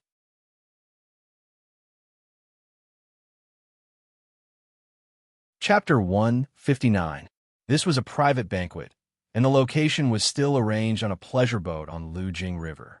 However, this pleasure boat was exceptionally elegant and did not have the exaggerated feeling of the red sleeves on the other side of the river. At this time, there was no rain or clouds on the river. The water was calm, and under the light breeze, the water rippled gently. Compared to the melodious sounds that could be faintly heard in the distance, the pleasure boat arranged by the second prince seemed to have an otherworldly feeling, like a lonely boat on the sea. Fan Xian and Crown Prince Jing, Li Hongchang, chatted and laughed all the way to the riverside. A guard pulled the horse, and the two of them extended a hand to each other, and then they boarded the pleasure boat. Fan Xian wore a smile on his face, but he sighed in the depths of his heart. This prince seemed to be an elegant person, but he did not know why he was not content to be a prince, and insisted on stirring up so much trouble in the kingdom of Qing. On the slightly wet wooden planks, Fan Xian's feet were about to step onto the side of the boat. Suddenly, The sound of strings being plucked came from the boat. There was no murderous intent, only a sense of purity and sincerity. The song gradually began. Leaving the green waters and green mountains, I came early to a bamboo fence and a thatched cottage. Wildflowers bloomed by the roadside, and wine was squeezed from the village trough, and we ate until we were thirsty. Drunk mountain children did not advise us, and yellow flowers stuck in our white hair. A smile appeared on the corners of Fan Xian's lips, and he walked in side by side with Li Hongsheng. Listening to this song, he became more and more curious about what kind of person this second prince was. The bead curtain was lifted, and a young man dressed in green silk was sitting on a chair in a very strange posture. His head was slightly tilted, and his eyes were slightly closed. There was a very satisfied expression on his face, and he was listening to the singing girl in the corner. Without asking, this young man was the second prince, born to the current emperor of Qing and Lady Shu. The second prince's sitting posture was indeed very peculiar. He was actually half squatting on the chair, looking very much like a farmer resting in the fields. His green silk robe covered his legs, but what was even more peculiar was that looking at his intoxicated expression, his delicate facial features, and his whole body exuded a kind of elegant and peaceful feeling. It was as if he had long been tired of everything around him, and the past of the world was just a memory. When Fan Xian saw the second prince, his first thought was, "This man feels so familiar." His second thought was that this person was very tired, and his heart was very tired. His third thought was that this person's mind was very heavy. He believed in his ability to read people, but the situation was a bit awkward. Out of the corner of his eye, he saw that Crown Prince Li Hongsheng had already quietly picked a chair and sat down. He stood in the middle, looking at the second prince, not knowing how to greet him. The other party seemed to be so engrossed in listening to the music that he forgot that he was a guest. Of course, with his identity, it was only natural for him to wait for a while. The song finally came to an end. The female singer held her zither horizontally, bowed slowly to each of the three people in the hall, and silently retreated into the back room. The second prince, who was squatting on the chair, seemed to be still immersed in the sound of the zither. He didn't come back to his senses for a long time. His eyes were still closed, and his right hand, suspended in the air, slowly moved to the side. He touched the plate of grapes on the table. 2 fingers pinched the grape stem and picked up a bunch. He raised it high in the air like a child. He raised his head, opened his lips, and closed his teeth. Slowly, he bit off a verdant grape. He chewed twice and swallowed. His throat moved beautifully. It seemed that even eating grapes was a very enjoyable thing. Fan Xian was not in a hurry. He looked at the prince with a slight smile. His eyes were calm, but he didn't let go of any of the other small movements. He was trying to see what kind of person he was. A moment later, the second prince sighed and placed the grape in his hand back onto the plate. Only then did he slowly open his eyes. He seemed to have just realized that the guest he had invited had arrived on the boat. A strange smile involuntarily flashed through his eyes. The corners of his mouth twitched slightly, and a somewhat bashful smile blossomed. Fan Xian's heart jumped. That familiar feeling grew stronger and stronger. The second prince looked calmly at Fan Xian standing in front of him. He suddenly opened his mouth and asked, "Since you've come, why don't you sit?" Crown Prince Li Hongsheng sat to the side, smiling and drinking tea. He didn't say anything to help Fan Xian. Fan Xian returned a warm smile and bowed to the second prince. "Your Highness, if I don't bow, I wouldn't dare to sit." The second prince looked at Fan Xian with a slight smile. "I didn't welcome you, so you don't have to bow to me." Fan Xian smiled. "Your Highness doesn't need to welcome me. I have to bow to your Highness." The second prince smiled and shook his head. He wiped his right hand, which was stained with grape juice, carelessly on his green silk robe. "On this boat, there are only me and my brother Hongsheng, as well as your brother-in-law. There aren't any princes or officials." Fan Xian chuckled and cupped his hands in salute. He didn't say anything more. He sat down in the chair across from Crown Prince Li Hongsheng. Since the second prince liked to play the role of a famous scholar, although he wasn't good at it, he could still sit in a sedan chair. In reality, the conversation between the two of them didn't have any deep meaning. But Fan Xian still felt that it was very strange. Because the second prince spoke very slowly, and every time he opened his mouth, it was always half a beat slower than the average person. So when they spoke, it always felt as if the other person spoke suddenly. And what Fan Xian found even more interesting was that the more he looked at the second prince, the more familiar he felt. But he didn't know where this feeling of familiarity came from. He was very sure that it wasn't because of want. I paid for this pleasure boat. What do you think? The second prince seemed eager to know how Fan Xian felt about this pleasure boat. Fan Xian smiled bitterly. He then looked around at the decorations of the boat. He found that whether it was the layout, the green pots in the corners, or the paintings hanging diagonally, this pleasure boat didn't seem like a pleasure boat. It seemed more like a study. He couldn't help but shake his head and smile. Your Highness, this pleasure boat is very quiet. It doesn't fit with the word flower. The second prince smiled lightly and raised his head to look at him. Quiet is good. Fan Xian suddenly felt that this kind of conversation was a bit boring and difficult. He was just about to turn his gaze to Li Hongcheng, whom he was familiar with, for help when he heard Crown Prince Jing's words ring out. I say, can you two not talk so tiredly? Li Hongcheng smiled and interrupted. The second prince chuckled and said to Fan Xian, do you see? Don't think that us royal children are boring people. Besides, you're already married to honor. We are family. In the future, you should see each other more often. Li Hongqing laughed before Fan Xian could. Our manner is one thing, but you are the second prince. You will be in danger if you go out. All three of them knew that he was talking about Fan Xian's attempt on Yolan Street by a northern Qi assassin on his way to the second prince's banquet a few months ago. The three of them looked at each other. Thinking of all the things that had happened a few months ago, they couldn't help but feel a strange feeling. They all laughed at the same time. Once the laughter stopped, that matter was probably over. Fan Xian smiled bitterly. Although the second prince didn't hold a banquet at Hongmen, to have a meal and have to take such great risks is indeed scary. Hearing the words banquet at Hongmen, the second prince and Li Hongchang couldn't help but be slightly startled. They hit it well on their faces. Naturally, they had never heard of this story, but because of their noble statuses, they couldn't ask. The second prince smiled slightly. Don't call me your highness. You can call me second brother like Wana. Fan Xian's expression didn't change, but he felt that it was troublesome. If they were to get too close to each other, there seemed to be some problems. As if guessing what he was worried about, the second prince dropped his hands in front of his knees. Still half crouching, he smiled. You don't need to be too cautious. Wan is the treasure of the palace. You must remember that you now have an older brother who is still playing on horseback in the West. I, the second brother, am still hiding in Hamlin Academy editing books. As for the third brother of the crown prince, you must get closer to him.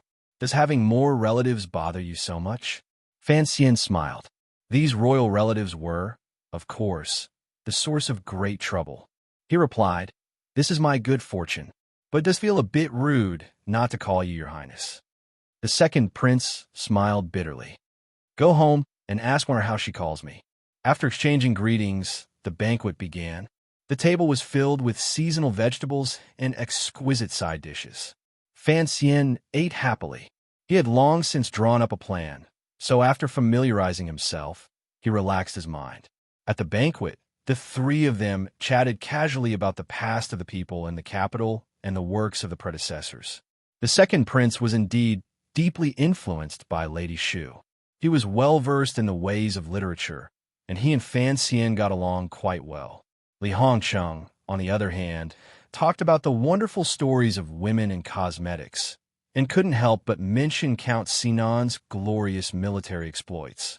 Once men started talking, although the second prince and Fan Xian found it inconvenient to speak, the atmosphere became lively. Fan Xian, on the other hand, kept a low profile. He only talked about the stories of Danzhou and what he had seen along the way. After the banquet, the second prince and Fan Xian both smiled and said their goodbyes. The second prince didn't send them off. He continued to crouch in his chair. For a long time, he actually maintained this position without moving. He watched Fan Xian and Li Hongqing's figures disappear from the door of the pleasure boat. Only then did he quietly sigh. "Your Highness, what do you think of Sir Fan Jr.?" asked the disciple of the second prince's relative respectfully. The second prince smiled slightly. "This brother-in-law is too cautious. He doesn't have any of the arrogance and wildness that the people of Qing have nurtured in their bones for decades. To tell the truth, I really wonder if the young fan who went crazy with poetry at the banquet is the same person I met today." Having said this, he habitually lowered his head and stretched his hand to the side to touch the bunch of green grapes. The disciple immediately knew that the second prince was thinking about some extremely important matters of state. Not daring to disturb him, he quickly and quietly left through the door. After a long time, the second prince slowly raised his head. His eyes were filled with confusion. In reality, he wasn't thinking about any important matters of state. He was just thinking about the feast at Hongmen that Fan Xian had mentioned at the beginning. He had read the classics with his mother when he was young, but he still couldn't remember what this feast at Hongmen was. "My brother-in-law is indeed very knowledgeable. It looks like I'll have to go back and do some research." The second prince bit down on the green grapes in his mouth. The juice was incredibly sweet and sour. Note 1. Yuan Chu Lu Ji was intoxicated by the east wind. Living in leisure, I'm slowly recovering my spirit in leisure.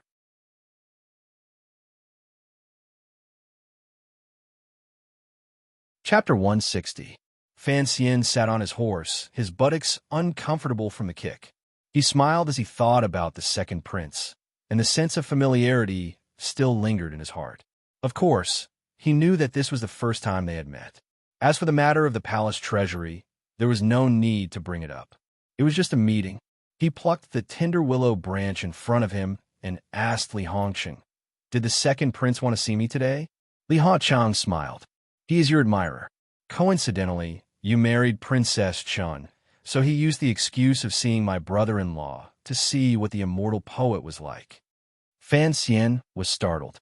He had not expected this to be the reason. He smiled bitterly and shook his head. After a while, he sighed. "Why does the second prince look so familiar to me?" Li Hongqing had known him for many months. He knew that Fan Xian was tough to the bone and gentle on the surface, but other than the occasional crazy outbursts, he managed to maintain a calm appearance. Seeing that Fan Xian was a little absent-minded, Li Hongqing couldn't help but mutter, "You haven't met him before." Fan Xian smiled bitterly and shook his head. Although the second prince was handsome, he was not Sister Lin. Fan Xian did not have a good taste for romance. Why was he so obsessed with him? He couldn't help but smile shyly.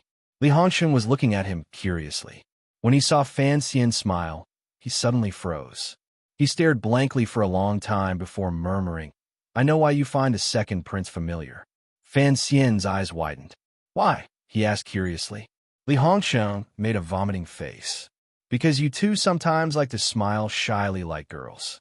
Fan Xian was surprised. He quickly wiped the smile from his lips. "That's it." Li Hongqing looked at Fan Xian's beautiful face and suddenly felt a wave of disgust. He said, "The temperament on your bodies is also similar. You are indeed very feminine." Nonsense. Fan Xian didn't know whether to laugh or cry, but then he thought of something. Perhaps the second prince was very similar to him in some ways. He shook his head and chased away the shocking question that had been plaguing his mind. He smiled again and made another attempt to discuss the crown prince. Then he waved his whip and urged the horse to gallop toward the capital. As he rode along the river, the horse galloped at high speed. The spring wind blew against his face, and so did the verdant willows on the riverbank. Fan Xian was too lazy to avoid them, and so he directed his tyrannical Jinshi to his face, using it all as a shameless act. He shook off the willows and rode happily. Not long after, he had shaken off the air in the guard. The horse was a little tired and gradually slowed down. Sitting on the horse, Fan Xian unconsciously turned his head to look at the water. He saw that he had already made a detour and had come to a place where there were many pleasure boats. In the distance, there was a pleasure boat that was already covered in dust. It leaned against the shore in a desolate manner. Compared to the beautiful patrons on the river and the prostitutes' boats, it looked even more miserable. Fan Xian narrowed his eyes slightly. He guessed that it must be Si Ling's pleasure boat. This pleasure boat had once carried the most popular woman in the capital, and it was the most popular place in the capital. Now, what had become like this? Seeing the scene in front of him, he couldn't help but think of Si Lily, who was still languishing in the prison of the Overwatch Council. After the spring examinations, the Qing court would release Si Lily back to Northern Qi. Coincidentally, he was also the organizer of this event. He didn't know what it would be like when they met again. Back when he was in prison, he had used drugs, words, and psychological attacks to trick the woman into revealing that the mastermind behind his assassination attempt was Wu Bowen. He had promised to let her go and had even sworn an extremely vicious oath. Originally, Fan Xian had not planned to admit to anything. He hadn't expected things to turn out like this. The corners of his mouth opened slightly, and just as Li Hongchang had said, he smiled warmly. He thought that this was a promise he had made. Behind him came the hurried sound of hooves. Li Hongchang had also shaken off the guards and followed them alone. The two horses stopped at the same time by the water's edge. They quietly watched the peaceful and magnificent scenery on the lake, occasionally glancing at the place of decay. After a while, Li Hongchang said quietly, "The night you beat up Guobaoquan, you drank with me on that pleasure boat." Fan Xian smiled and said, "We even spent a night on that pleasure boat." "What?" Li Hongchang looked at him. "Don't tell me you're feeling tender and protective feelings for the fair sex again? Your status now is different from mine. Not to mention Si Lily, who is still in prison. There are many lovely people on the water. If you were as happy as I am every night, I'm afraid the palace would send palace guards to beat you up the next day." Fan Xian smiled bitterly. "I don't have such thoughts. I just felt something when I looked at that pleasure boat. Wu Bowen is not one of your father-in-law's people." Li Hongchang thought he didn't know these secrets, so he reminded him in a quiet voice. "I know. They are the eldest princess's people," Fan Xian replied quietly. "But since the eldest princess is no longer in the capital, I can't be bothered to think about these questions. Don't forget, the eldest princess is on good terms with the empress. She is most favored by the empress dowager, and all these years, the crown prince has always trusted her." Li Hongchang looked at him quietly, as if he wanted to use these words to express something. Fan Xian smiled. "Just say what you want to say."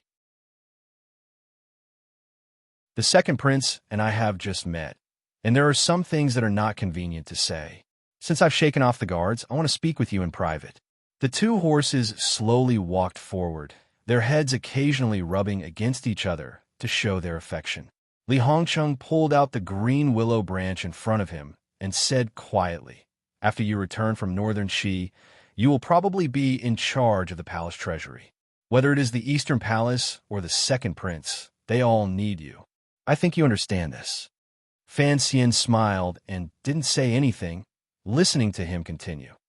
"Although the Eastern Palace is showing goodwill to you now, that is because the eldest princess has left the capital.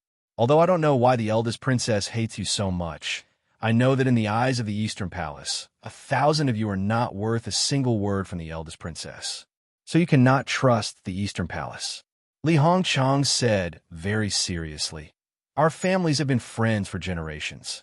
You and I can be considered friends, so I want to remind you that if it really comes down to it, whether for public or private reasons, I hope you'll lean to that side." He pointed at a lone mountain on the other side of the river. The back of the mountain was cut off by a forest, forming the character too. What a coincidence. Fan Xian followed the direction of his finger and smiled bitterly as he shook his head. Lining up is a very stupid thing to do. Hacheng, I advise you not to line up too early. It's not a coincidence. That is the second prince's courtyard. Li Hongchang smiled. What you say is very similar to what my father said, but there are always many things to do in this world. Fan Xian shook his head in disagreement. After seeing the second prince today, I feel very strange. He's like a crystal.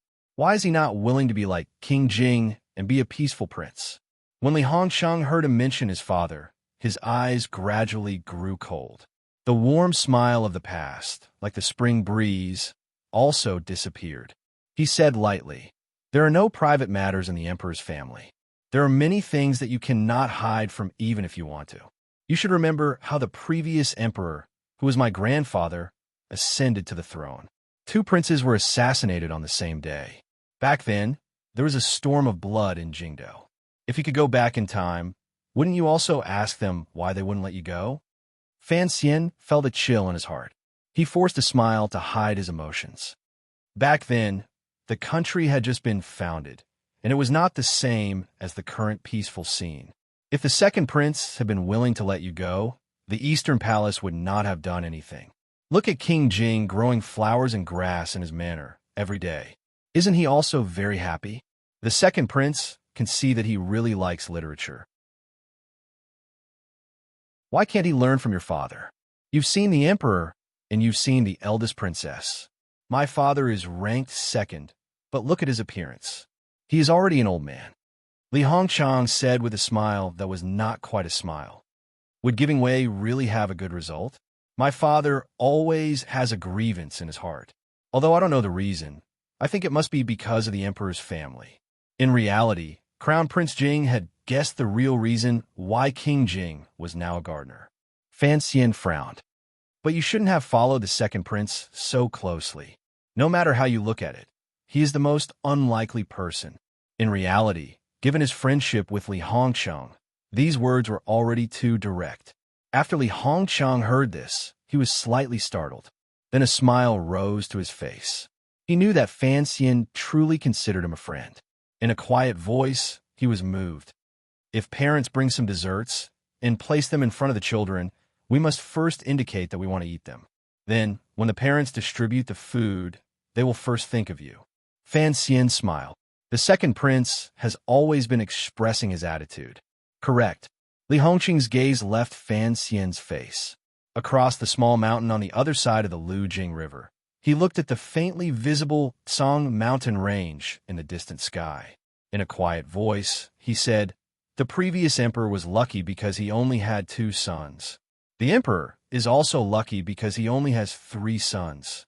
But when the great prince returns, who knows what problems will arise? So the second prince must be the first to express his attitude and fight for all the power he can. I still don't understand why you chose him." The reason is simple. Li Hongchang smiled. "I find it more pleasing to the eye." Fan Xian raised his eyebrows. He knew that the truth of these words could be counted as 3 out of 7. He could not completely believe it. But his eyes looked at the warm smile on Crown Prince Jing's face, and his face showed no expression. He was not a noble man who wished to be good to himself. He knew that there were many things in this world that he could not avoid.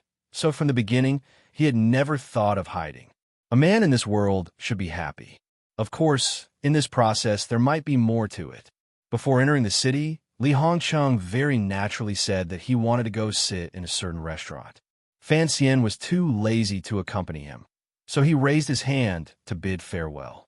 As he said goodbye, the crown prince, who loved to play with women, said with a faint smile, "Today, the second prince wants to see you first because after the examination, you probably won't be able to escape the crown prince's invitation."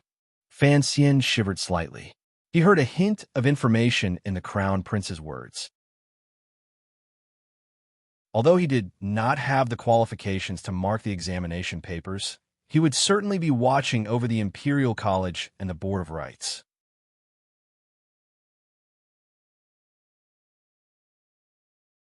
Chapter 161. That night, Fan Xian returned to his courtyard. He talked with about his meeting with the second prince during the day, and then, as he had expected, another guest arrived. It was Xian Chiwu, who was close to the crown prince's palace. He sat down and drank tea. Looking at the names on the slip of paper in his hand, Fan Xian smiled. He knew what the crown prince wanted, but he didn't know why he had come to him. "Why are you showing me this?" Fan Xian held the slip of paper in his hand and shook his head with a wry smile. "Sir, I can't interfere with the imperial examinations. A few months ago, during the negotiations with Northern Qi, these two had been the head envoy and the deputy envoy. They worked very well together, and there was not much conflict in their personalities. Plus, the two of them had gotten drunk together a few days ago, so they were naturally more familiar with each other now. Xi and Chiwu picked up his teacup and took a sip. You should know what these names are. Of course, Fan Xian knew. The day after tomorrow was the day of the imperial examinations. At this critical juncture, all the manors were secretly communicating with each other like wives and grooms. The back door sills were almost broken from the trampling. It was said that even the head of the Board of Rites, Guiyu, was annoyed. He didn't want to offend too many nobles, so he asked for an imperial edict and hid in the palace. The other 4 examiners and supervisors had already treated the Imperial College as their own manors and didn't dare return to their manors. But with the power of the Eastern Palace, if the Crown Prince wanted to promote some of his own young talents in the imperial examinations, he should have a way. Everyone knew that Guiyu was a staunch supporter of the Eastern Palace. If he just sent a word, there shouldn't be any problems. Why did he come looking for Fan Xian? As if sensing his confusion, Xi and Chiwu smiled and shook his head. Sir Fan, you are talented, and everyone admires you. But it seems that you don't understand many of the rules in the capital. The imperial examination rules of this dynasty are all based on the previous dynasty's rules, and there aren't many changes. In order to prevent cheating, the examinees' papers have to be copied again to prevent their handwriting from being recognized. The most important step, however, is the step of covering their names. Xi and Chiwu continued. The 6 names on the paper are all people I've met personally. He smiled. They're all talented people. Fan Xian had always thought of himself as a very calm person. But after Xi and Chiwu left, he sat quietly in the study and looked at the note in his hand. He was still somewhat angry. The day after tomorrow was the day of the general examinations, and it was only today that he found out that, in addition to being the CEO, the teacher, and the supervisor, he also played a very troublesome and important role among the examiners. In their previous conversation, Xi and Chiwu had told him that the court had already issued an edict ordering Fan Xian, a 5th-level official of the Imperial College, to be the clerk of the examination. The clerk of the examination was a rather strange position, but it was actually an official who was fully responsible for the order of the examination. He held considerable power in his hands. More importantly, after the examination papers were sealed and before the officials of the Board of Rites and the Imperial College began to copy the papers again, the clerk of the examination was in charge of the sealing of the names. Anyone who wanted to play tricks in this examination would first have to deal with the blanking of their names. Even if the students behind them had bribed the officials of the Board of Rites, or even the examiners, if they did not tamper with the blanking of the names, the examiners would not be able to do anything. After so many years of the examination, the officials of the Kingdom of Qing had long become proficient in these fraudulent transactions. The distribution of power among the various factions had also become somewhat predictable. But because it was the famous Fan Xian who had inexplicably taken the position of clerk of the examination, the various factions in the court could not help but feel uncertain. No one knew what this young immortal fan of poetry would do.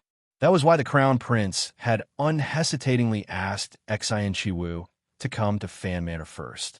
He believed that Fan Xian would not go against his wishes. And these days, the Crown Prince believed that the Eastern Palace had given Fan Xian enough rewards. It was time for Fan Xian to show his attitude. Fan Xian looked at the 6 names on the paper again and smiled. He crushed the paper in a powder and slowly walked back to his bedroom. He felt a sense of gratitude towards the second prince. If the second prince had done the same thing, he would have been caught in the middle. It would have been very difficult to deal with.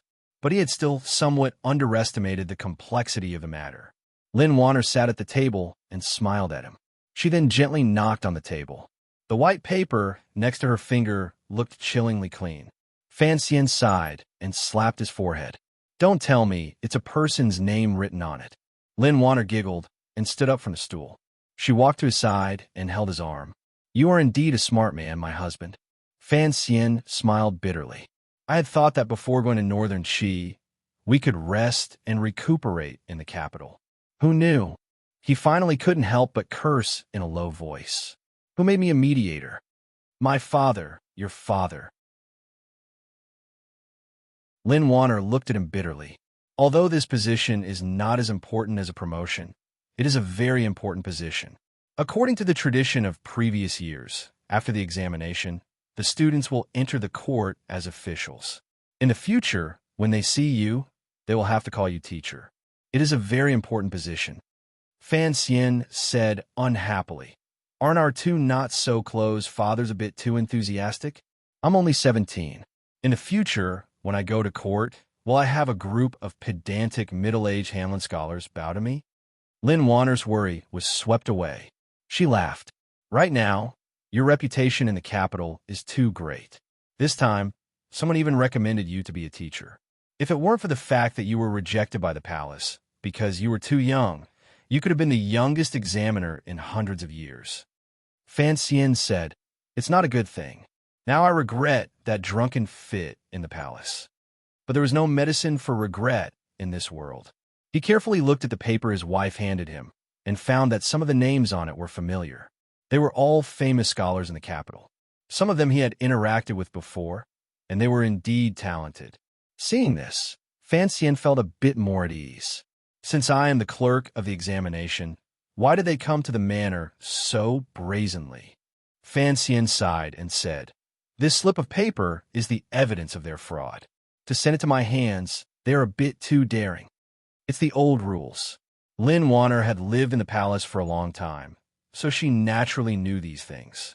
She explained, in the past, although the clerk of the examination was important, the position was too low, so no one paid much attention to it.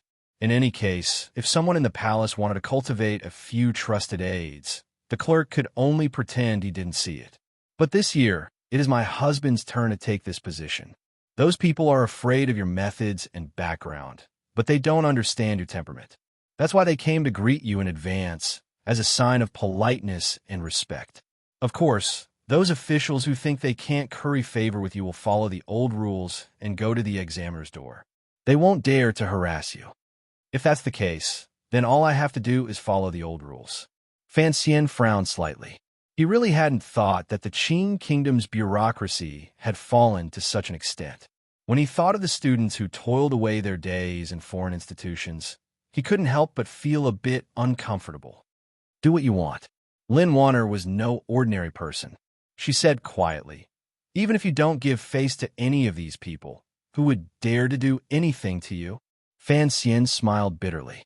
She was a princess, so of course she wasn't afraid of anyone. Although he had a powerful background, her brother, the crown prince, wanted to see how he would react. He turned to ask, Who sent these names? There were only 3 pieces of paper, not as many as he thought. Lin Wanner smiled shyly. Actually, it's all because of me. Fan Xian was surprised. What do you mean? Lin Wanner replied. I went to the palace today and sat in Lady Ning's palace. You know that when I was a child, I always played by her side. This is one of them. She continued to frown. As for the other 2 pieces of paper, one was sent by Mr. Yuan by my father, and the other was sent by Serene of the Bureau of Military Affairs. Fan Xian shook his head. Lady Ning represented the great prince, who is still far away in the west. Since the prime minister had sent him to the position of vice minister, there was no reason for him not to make use of his son-in-law. But as for Serene of the Bureau of Military Affairs, although Fan Xian had never met him, he knew that he was a veteran of 3 dynasties and a powerful figure in the military. Why would he meddle in the civil examinations instead of training a few generals? Forget it. It's a small matter. Since the whole country is full of crows, I won't pretend to be a red-crowned crane, Fan Xian said lightly. He destroyed all of the notes. Gently holding his wife's shoulders, they walked toward the front of the manor. On the 9th day of the 2nd month, the day of the examination, the scholars of the kingdom of Qing would sell everything they had learned in the past 10 years to the emperor's family. Whether the emperor would buy it or not depended on these examinations. The scholars in long gowns were like swimming fish, fearfully or excitedly heading towards the examination venue, the examination hall of the 2nd branch of the Ministry of Rites. It looked as if they were desperately trying to squeeze into a narrow fish basket. Fan Xian had already met with Minister Gua, the 2 teachers, and the 2 supervisors the night before. The officials nervously arranged all the necessary procedures, and the next day they went about their duties. An armchair was placed next to the main door, and beside it were Yamen runners and officials from the Overwatch Council. Fan Xian sat calmly in the armchair in the middle of the crowd, coldly watching the students walk past him. Students walked in front of him, no matter young or old. They all bowed respectfully. Those who knew Fan Xian respected his reputation. Those who didn't know Fan Xian respected his position. At the door, Fan Xian's ruthless officials had already pulled back the cloth curtains and begun to search the students one by one, strictly preventing them from bringing in prohibited items. Fan Xian took a sip of tea and looked at these students carrying bedding and toilet bowls to eat. They looked like poor village workers, and he couldn't help but shake his head. Suddenly, he saw a student preparing to enter the courtyard after being searched. He rolled his eyes and shouted, "Wait!"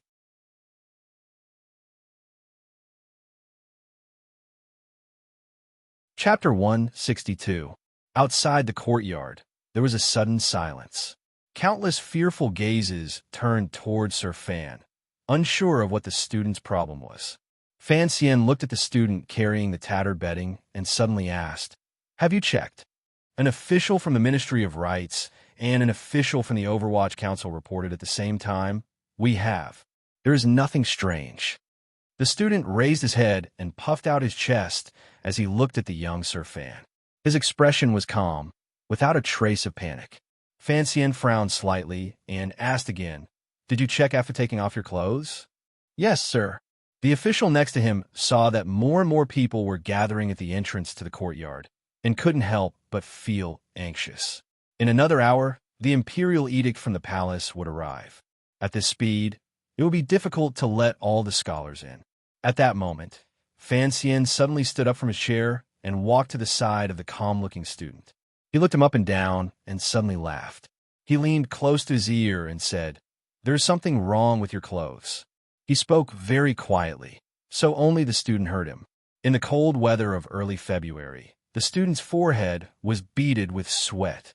The student's name was Yang Wanli. He had no idea how Sir Fan, famous for his poetry, had discovered his secret. Under Fan Xian's quiet gaze, he couldn't help but feel like he was about to collapse. Fan Xian suddenly smiled and said, "Go in. If you reveal it now, your 10 years of effort will have been wasted. But remember, during these 2 days in the examination hall, don't let me find out that you have used your clothes." Yang Wanli was pleasantly surprised, but it was difficult to suppress the lingering fear. With a sullen face, he said, "Thank you, sir, for your help." Afraid that this young, eagle-eyed scholar would change his mind again, he shouldered the tattered bedding, covered his face, and rushed into the examination hall. He had made up his mind that during these 2 days, he absolutely could not take off his clothes to look at the inner layers. Immediately after, Fan Xian warned a few poor students who tried to smuggle notes into the examination hall. Gradually, the officials around him understood what was going on. Although they were surprised by Sir Fan's eyesight and judgment, they were also faintly anxious. They were afraid that they would not make it in time. Fan Xian, however, seemed to be acting as an official for the first time. He smiled as he examined each of the students who entered the examination hall. He did not miss a single one. He removed many pairs of shoes, many hats, and many brushes with paper balls hidden behind them. He piled them up in front of the entrance to the examination hall. Only now did the students in the queue realize that this year's examiner was actually a powerful figure brimming with killing intent. He was not at all like the immortal poet Xiamen they had imagined, and would not care much about their cheating. Thus, they hurriedly retreated and threw the things they had on them into the gutter at the back of the examination hall. The leader of the Overwatch Council today was someone Fan Xian was familiar with. It was Mu Tai, who was temporarily in charge of the First Bureau. Hearing the reports from his subordinates, he hurried over. Seeing Fan Xian kneeling down without a word, he said with some embarrassment, "Sir, it's getting late. You have to hurry." The officials from the Ministry of Rights and the Overwatch Council saw how respectful he was to Fan Xian, and they could not help but jump in fright. They did not expect the Overwatch Council to be so courteous to a civil official. Only then did they think of Fan Xian's background: a prime minister, a minister, and a princess. Thus, they did not dare to say anything more. They only quietly listened to Fan Xian's reply. Fan Xian took out his pocket watch and looked at it. It was indeed getting late. Only then did he shake his head and stop this interesting game. Standing up, he spoke clearly to the hundreds of students at the entrance to the examination hall. I am Fan Xian. I believe you have all heard of me before. Everyone saw me earlier. To avoid delaying the examination, I will not strip search you today. The students were overjoyed. Fan Xian smiled slightly and looked around. Throw the things you carry on your bodies into this bamboo basket, and I won't blame you. If I find you during these 2 days of exams, be careful that I have people strip you naked and throw you in front of the palace walls, so that everyone under heaven knows how refined you all are. The students were terrified. Only now did they realize that the smile of the immortal poet, Fan Xian, contained a bone-chilling, murderous aura. Thus, they all obediently filed in. As for whether or not there were more students who wanted to take the risk, that was a matter for the future. Once they were let in, the speed increased. Before long, the entrance to the examination hall was quiet again. All that was left was a floor of smelly shoes and countless scraps of paper. It looked rather miserable. The officials from the Ministry of Rites quickly arranged for people to clean up in preparation for the palace's edict to open the examination. They also had to set up incense tables and fire firecrackers. For a moment, they were very busy. As they busied themselves, they thought that Sir Fan Xian's conduct was indeed very different from that of other Qing officials. If he had ignored the smuggled goods, that would have been fine. How could he have allowed the students to take the examination after being found out? If this had happened to any other examiner, the imperial censorate would have caused quite a ruckus. But everyone knew that if Fan Xian dared to do this, he was not afraid of such things. Fan Xian sat in his armchair and smiled as he watched the busy crowd. He talked to Mu Tai, who was next to him. Mu Tai's position had risen a long time ago.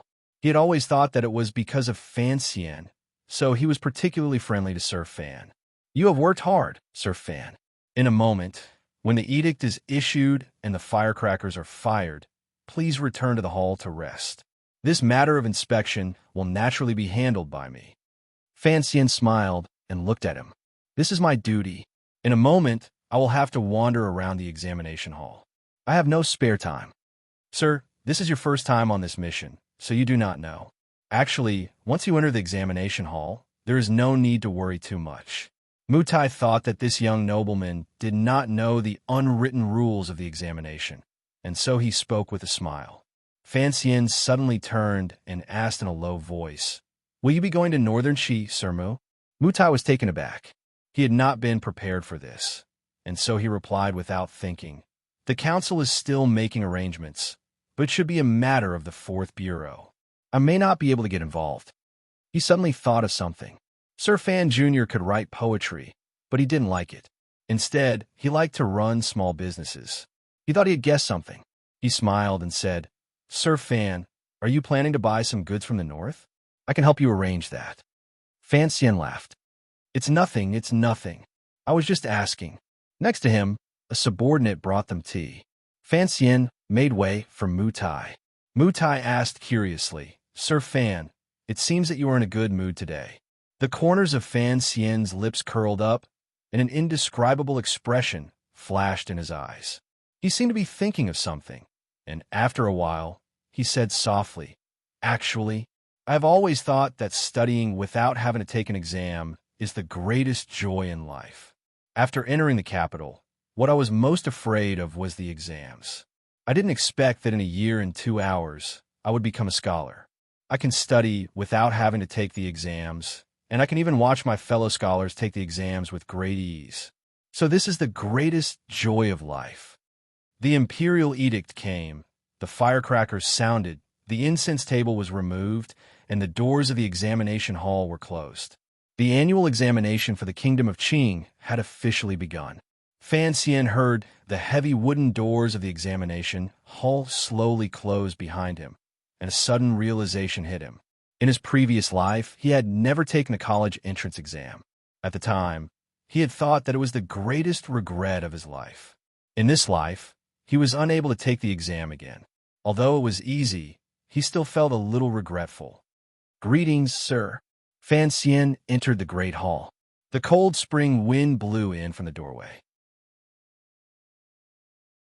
Fan Xian bowed to Guiyu, the minister of the Board of Rites, who was sitting in the middle. "The door to the hall is closed, and without your permission, it cannot be opened again.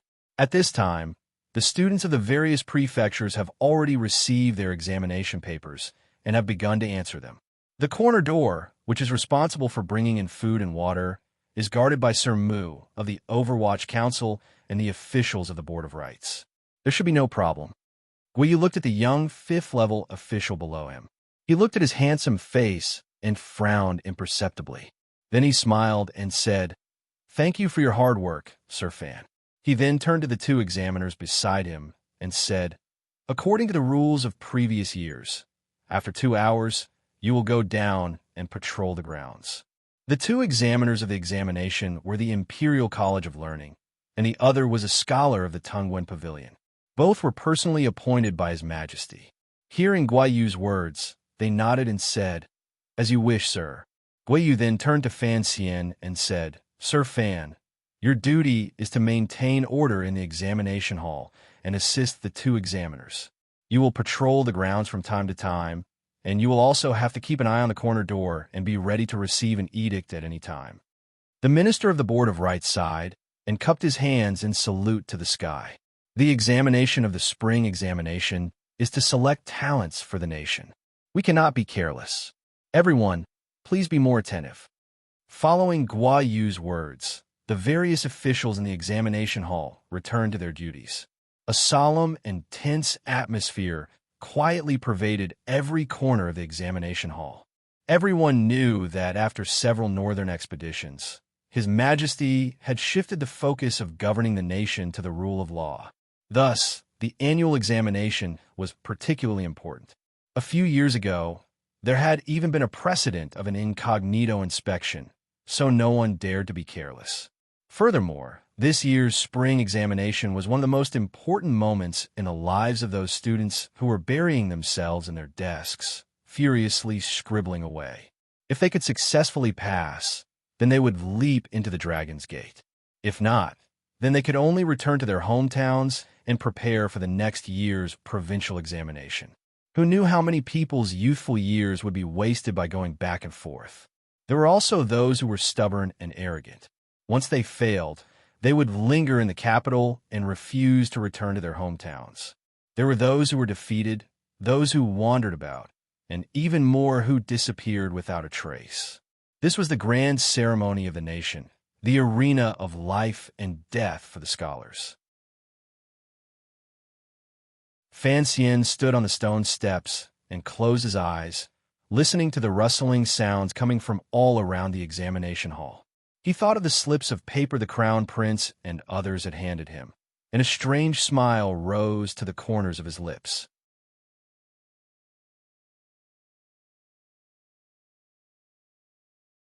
Chapter 163. The sun gradually rose, dispersing the chill in the exam hall. The nervous students finally had a chance to warm up.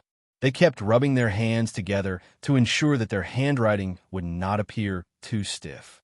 Calligraphy was one of the criteria for grading, so even though the exam had already begun, most of them were still working on their scripts. They were not in a hurry to put pen to paper. It seemed that most of the scholars in the exam hall were pitiful people who had once had painful experiences. Fan Xian walked around the exam hall with a smile on his face. He tried not to make any noise with his footsteps, so as not to disturb the students' thoughts.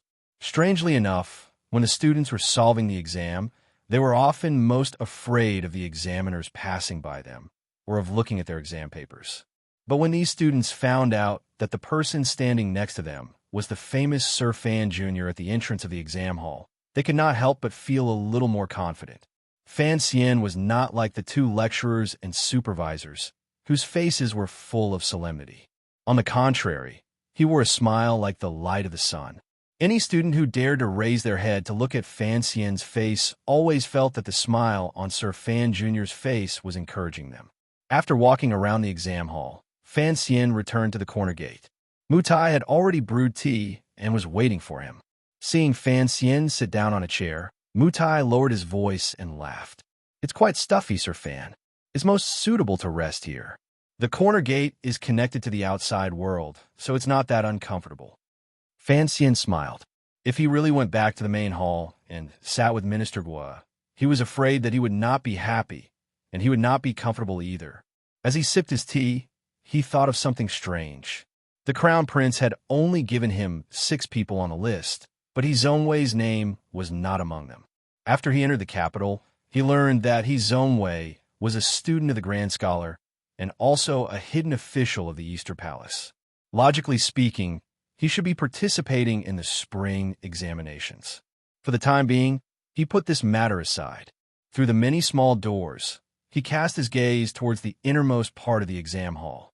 He felt a sense of absurdity. He had only used his drunken stupor to act as Li Tai Bai and had published a collection of poems. Now he was sitting here as an invigilator. Life was indeed a very unfair thing. Those students who were still diligently writing, if they knew that the results of the examination had already been divided up like watermelons by those important figures in the court and palace, what would they think? Time seemed to pass very slowly. Fan Xian had almost fallen asleep on the chair in the corner door when he realized that the sun had just moved to the center. The relevant yamen had already sent people to deliver lunch. Naturally, there were people at Jiaomen to receive them. After carefully inspecting the utensils and discovering that there were no abnormalities, they carried 6 of the food boxes to the central hall. Fan Xian went to the central hall and ate lunch with the officials while listening to them talk about what had happened in the morning. In the southeast corner, the supervisor had caught a cheating student. The supervisor shook his head and sighed. I've seen cheating students, but I've never seen a cheating student like this. He actually put the entire strategy book under his desk and copied it. He thought there were curtains all around, so no one would find out. How could he have known that the eyes of the patrolling officials were so sharp? Guiyu, the director of the Board of Rights, suddenly frowned.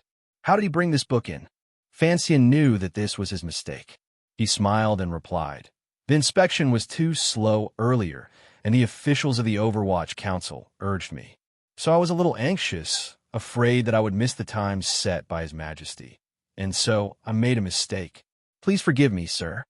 He was asking for forgiveness, but he pushed half of the responsibility to the Overwatch Council. Guiyu looked at him and grunted. He did not make things difficult for him. After all, this kind of small matter had never been eliminated in the imperial examinations.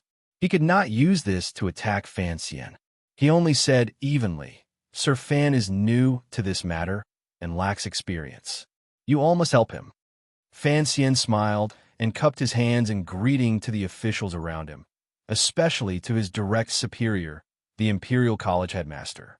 Sir Headmaster, I am untalented and inexperienced. Please watch over me. The Imperial College headmaster was Shu the scholar, who had been pointed out by His Majesty that day in the palace hall. He was originally a student of Zhuang Mohan, but he was proud to be a citizen of Qing, so he did not hold a grudge against Fan Xian for provoking Zhuang Mohan to the point of vomiting blood. Instead, he pointed at Fan Xian and laughed.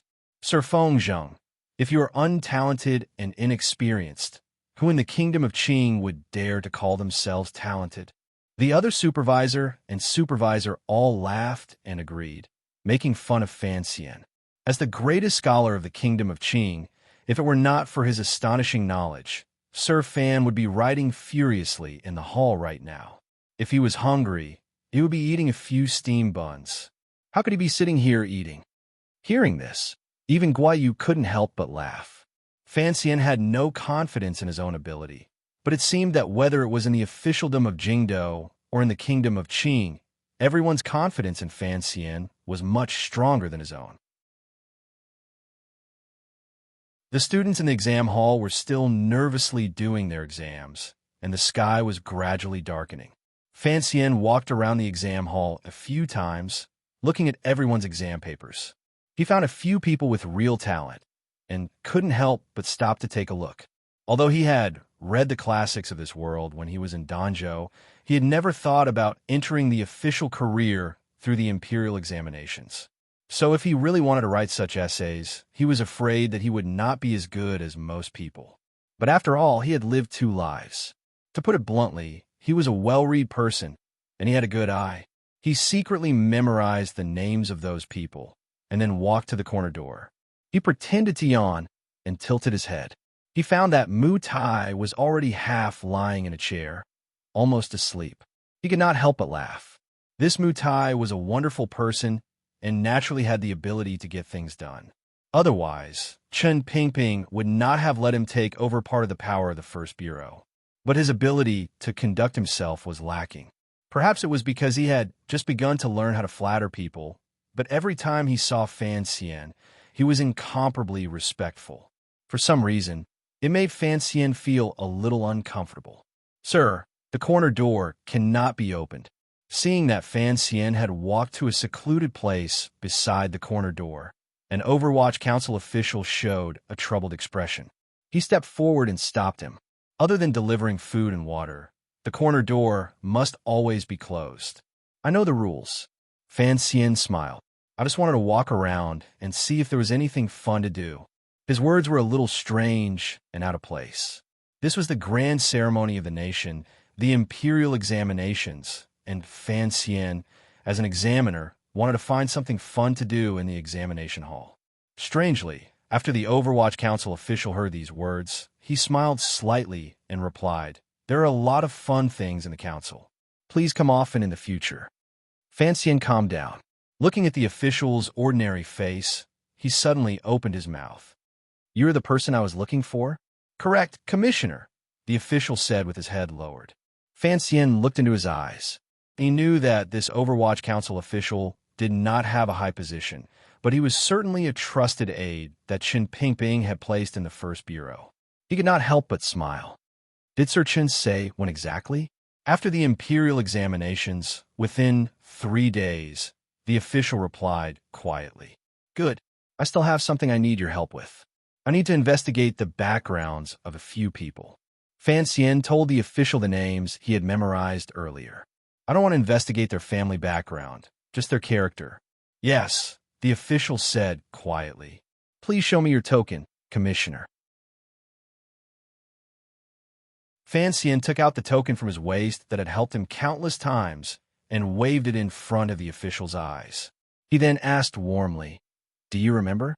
The official replied softly, "Yes, but I will report this to the director." "I understand."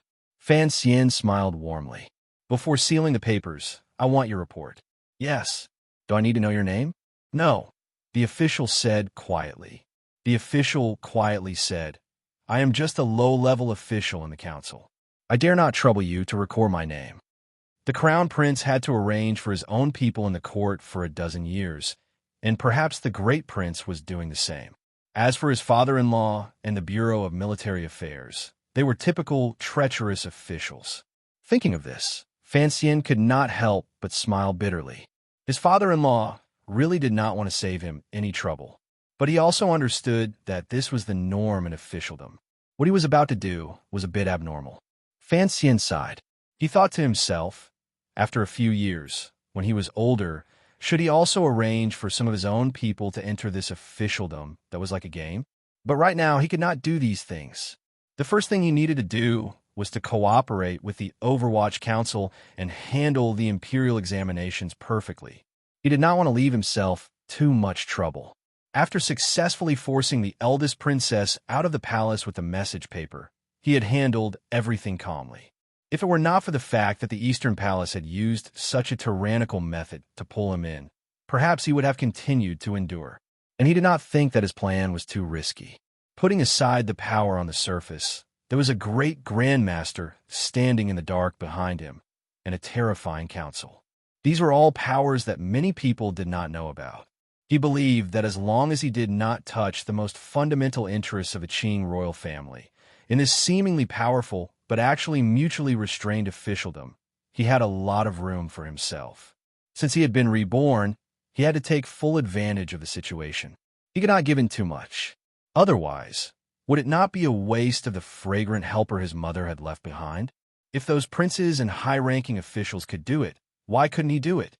Not only did he have to do it, he had to do it beautifully.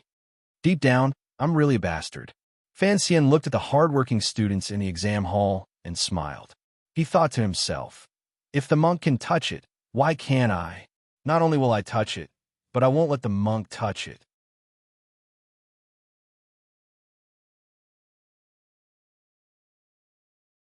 Chapter 164. What nonsense! Chen Pingping muttered a curse. The heads of the Overwatch Council at the table looked fearfully at the director's outburst. Chen Pingping pulled the blanket off his knees and coughed. His grizzled hair was a mess without a trace of beauty. He said, "The rules of the council are very clear. We cannot interfere in the matters of the palace unless the emperor gives an edict." Yin Ruohai, the head of the Fourth Bureau, smiled bitterly and shook his head. It's a pity. In the past, we investigated the cheating in the imperial examinations, but these things always happened in high places. We don't have enough people, so it's hard to find any clues. Now that we have these names, it won't be hard to find the officials behind it. I just didn't expect it to involve the Eastern Palace. The words of the Overwatch Council had always been very bold and harsh. Other than their unparalleled loyalty to His Majesty, these secret agents didn't care about anyone else. Chen Pingping pushed the wheelchair to the window. His grizzled hair contrasted with the black cloth on the window, making it stand out distinctly. He coldly said, "This commissioner has a very good life.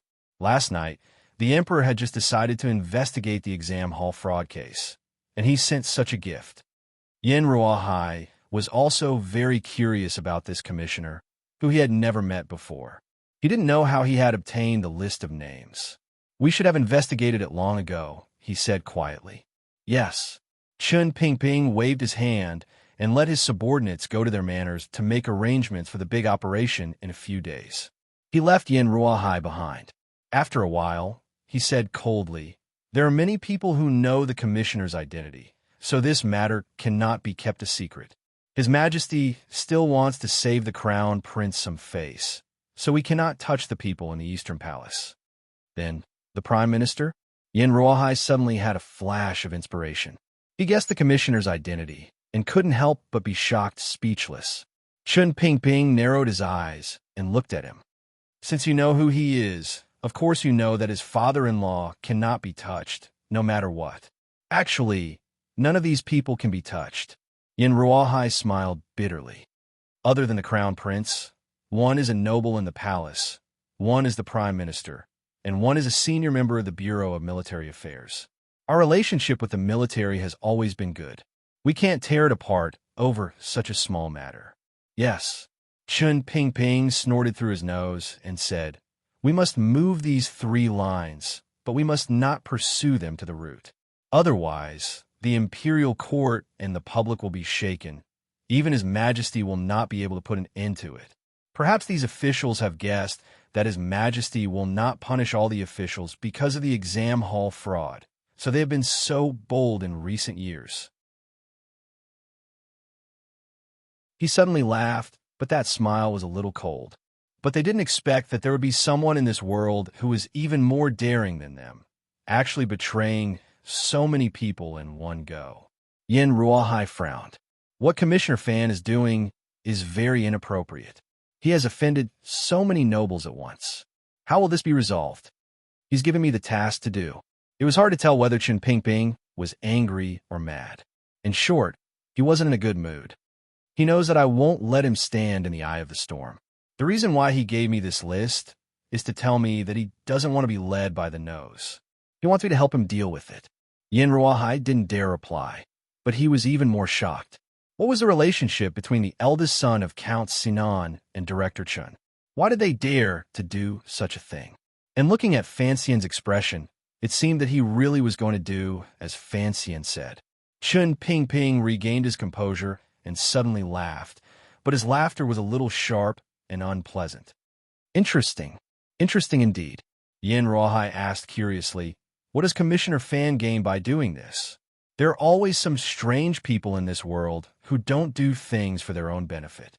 Chen Pingping seemed to be thinking of something, and a rare expression of respect appeared on his face. Yin Ruohai had never seen such an expression even when Director Chen mentioned His Majesty.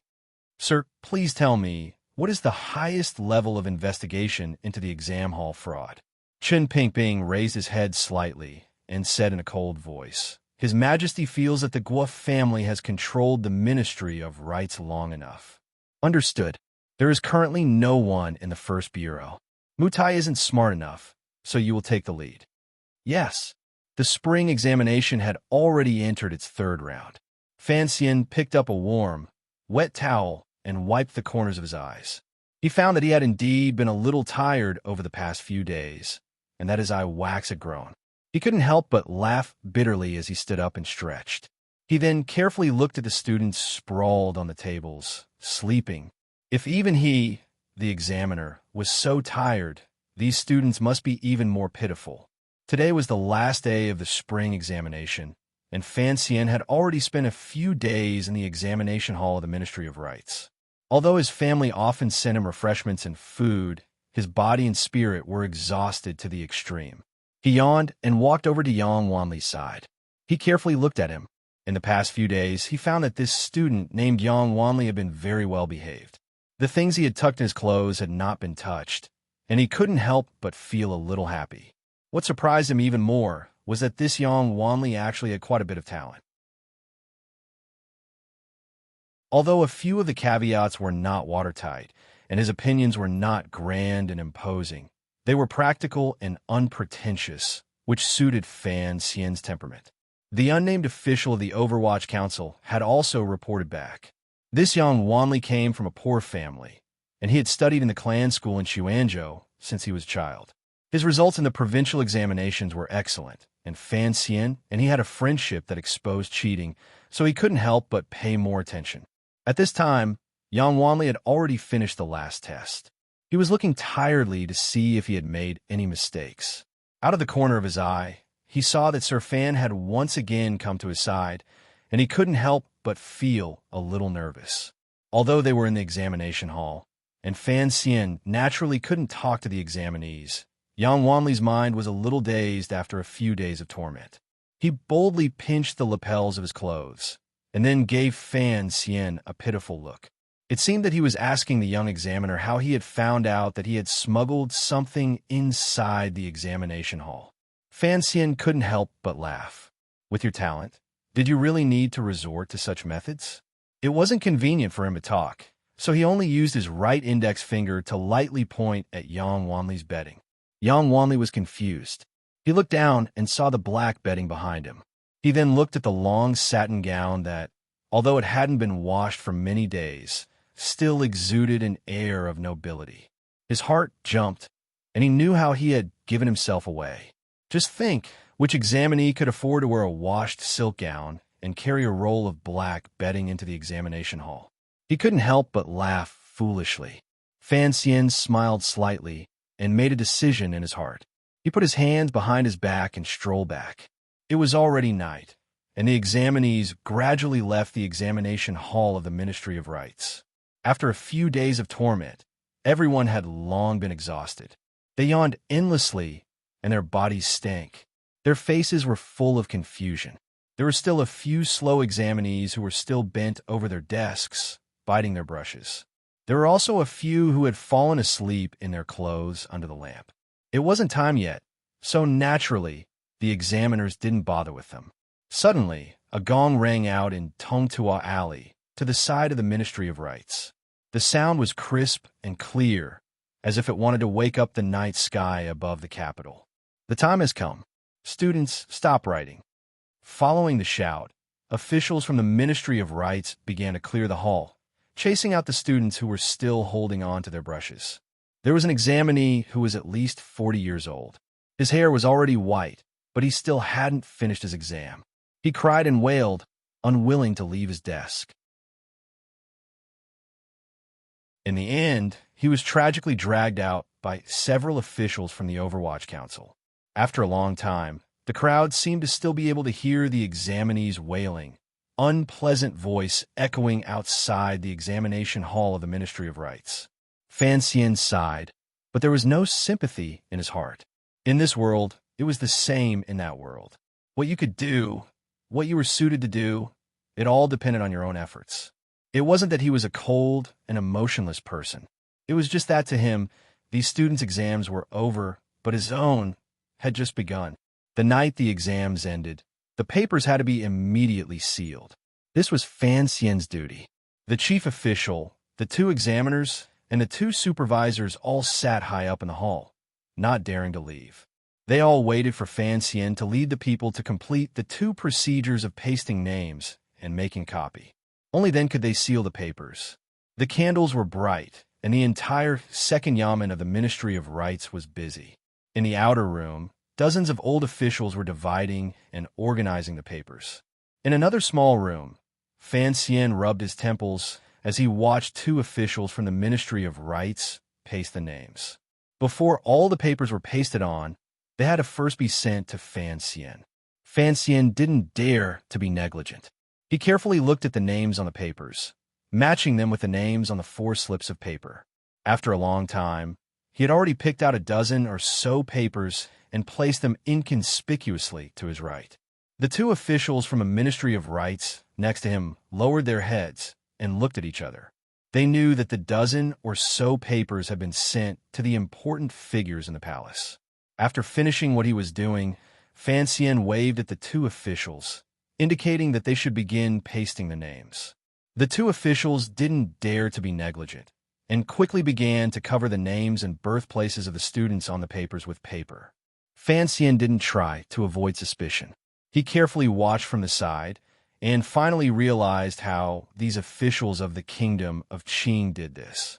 It turned out that when pasting the names on the papers that he had picked out, the strips of paper used were slightly shorter than those used by ordinary students. Fan Xian couldn't help but laugh as he watched the officials from the Ministry of Rites solemnly paste a short slip of paper onto the exam papers he had chosen. If Guiyu were to find out in the future that not all of these exam papers have been requested by high-ranking officials of the court, and that some of them have been written by talented scholars that he had taken a liking to, such as that simpleton Yang Wanli, would Guiyu be so angry that he would vomit blood?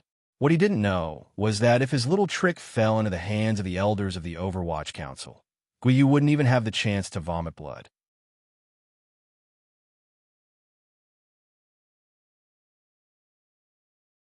Chapter 165. It was a thin strip of paper that had very little difference in the length of the name. If one were to look at it casually, they would not be able to see anything strange. But if the transcriber was aware, he would certainly be able to tell. Fan Xian watched as Yang Wanli's paper was pasted with a short strip of paper, and for some reason, his mood became extremely good. He smiled and shook his head. He could not help but ask, even if they were picked out, how do I mark them when copying? The official beside him smiled awkwardly. He knew that this newly famous person still did not understand the rules. Carefully, he replied, Sir Fan Jr., when copying, as long as you work on the strokes of certain words, the person who approves the scrolls will naturally understand. Fan Xian suddenly understood and sighed in admiration. That way, even if the person marking the paper doesn't know who it is, as long as he knows it's the right person, it's fine. Yes, sir. The official from the Board of Rites replied politely, but in his heart, he was cursing this world-shaking young man for not even knowing these old rules of officialdom. What he did not know was that Fan Xian was also cursing these people for being stupid. If it were not for the Qing officials being so arrogant, how could these loophole-ridden old rules have been followed for so many years? He would not have been able to use these loopholes to do things for those true scholars. Of course, he also understood that the reason the entire bureaucracy had always tacitly approved of this method was because, in this matter, whether they were political enemies or not, they had already tacitly approved of this method of dividing watermelons. Aside from madmen, no one in the system dared to cause trouble. In fact, the Eastern Palace, the elders, and even the Prime Minister all had other ways to arrange this matter, but they all came to him at the same time. One reason was because the middleman was responsible for sealing the names, which was an important step in the process. The other reason was that, apart from Prime Minister Lin, the other parties wanted to see what Fan Xian's attitude was. Fan Xian's attitude was actually very simple. Screw you. After all, not everyone was as idle as Fan Xian. After all, not everyone had a good father like Fan Xian, and not everyone had a good mother like Princess Iron Fan. After a busy night, the civil service examination, which could decide the lives of countless scholars, finally came to an end. Many officials rubbed their sleepy eyes and gathered in the main hall, listening to the chief examiner of this year's spring examination, the Minister of Rights, Guayoji's lecture. Guiyu waved his hand tiredly to dismiss the lower-ranking officials. He then looked kindly at Fan Xian. "You have worked hard these past few days, Sir Fan." "I wouldn't dare." Fan Xian forced himself to smile. "Sir, I wouldn't dare to say that.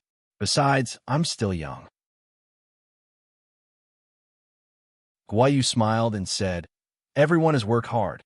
Actually, all of the high-ranking officials present understood the inside story of this civil service examination. Guiyu and the two teachers were not the only ones who had profited from it.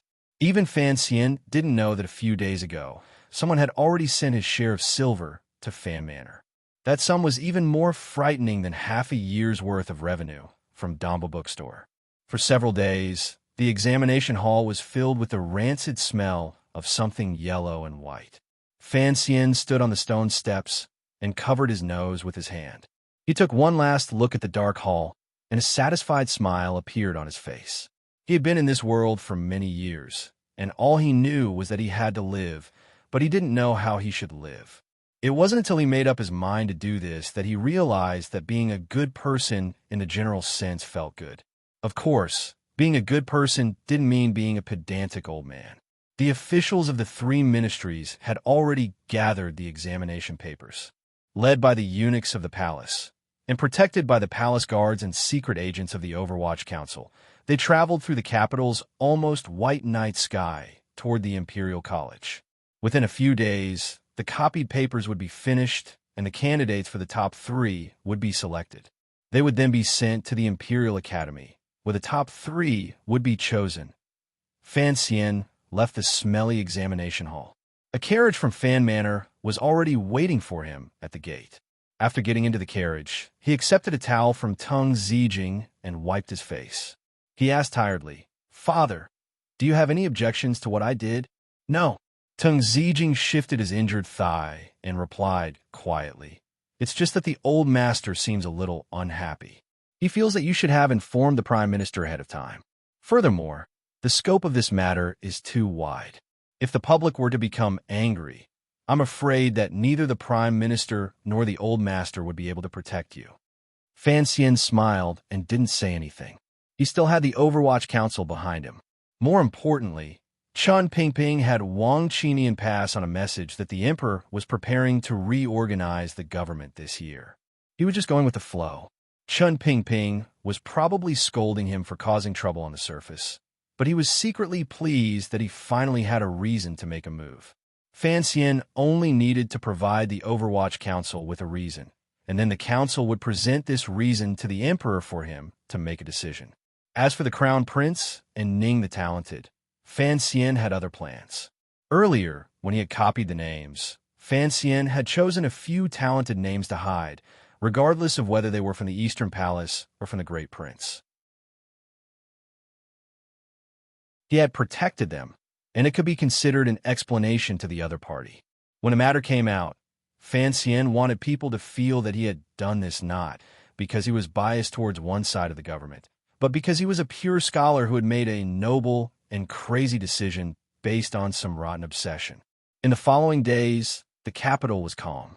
Since Fan Xian had already revealed the truth, the hidden powers of the Overwatch Council began to cooperate. At least before the list of the top 3 came out, no shocking news spread through the officialdom.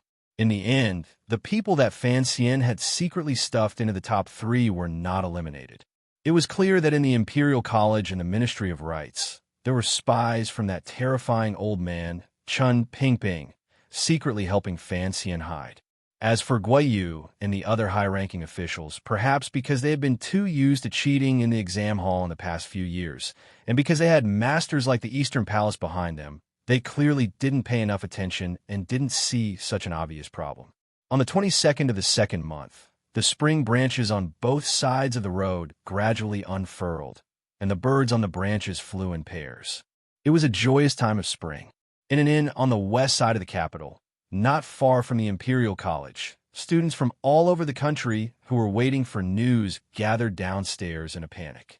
There was no wine or food on the table because these students were not in the mood to eat and drink at the moment.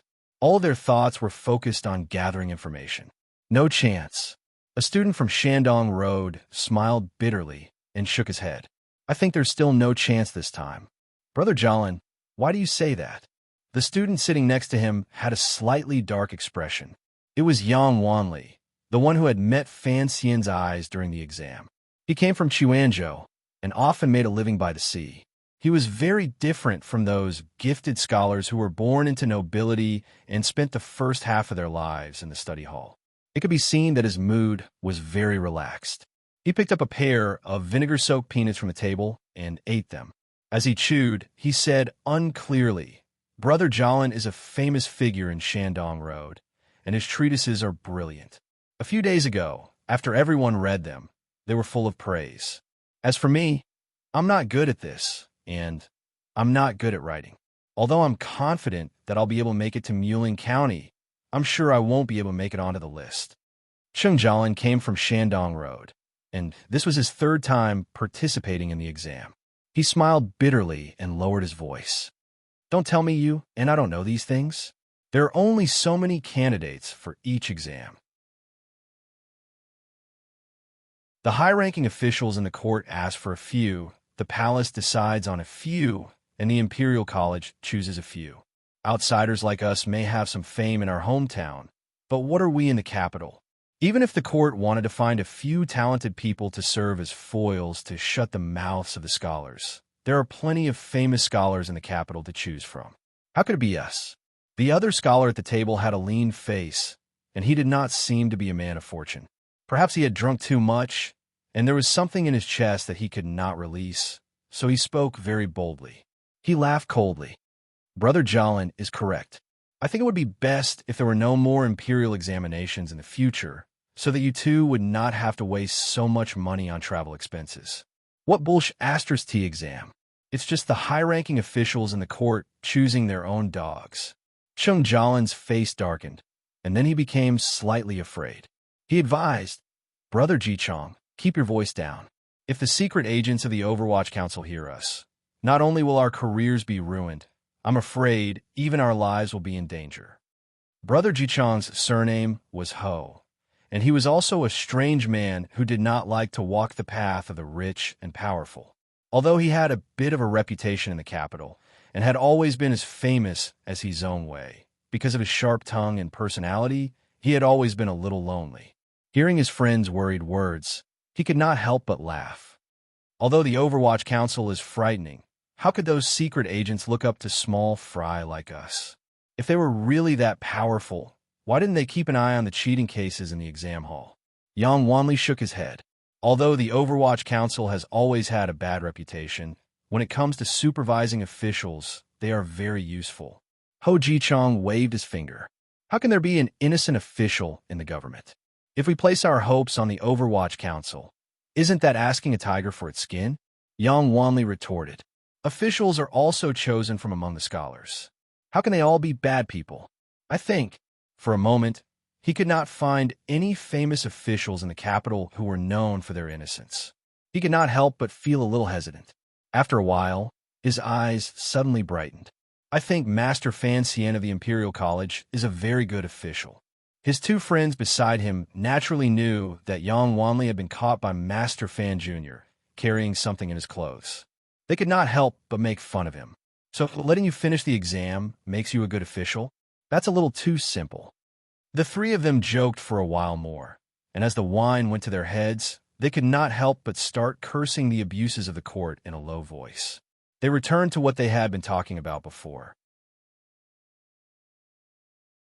If the Overwatch Council was truly willing to investigate the cheating cases, perhaps the atmosphere in the exam hall would actually improve. At that moment, they suddenly heard a commotion outside the inn. The three of them stood up curiously and heard a scholar roar in ecstasy. Cheating in the exam hall. Guayu, the minister of the Board of Rights, has been stripped of his position and thrown into prison. There was a loud bang. Spring thunder roared above the Capitol, and a fresh spring rain fell on the bodies of the students inside and outside the inn.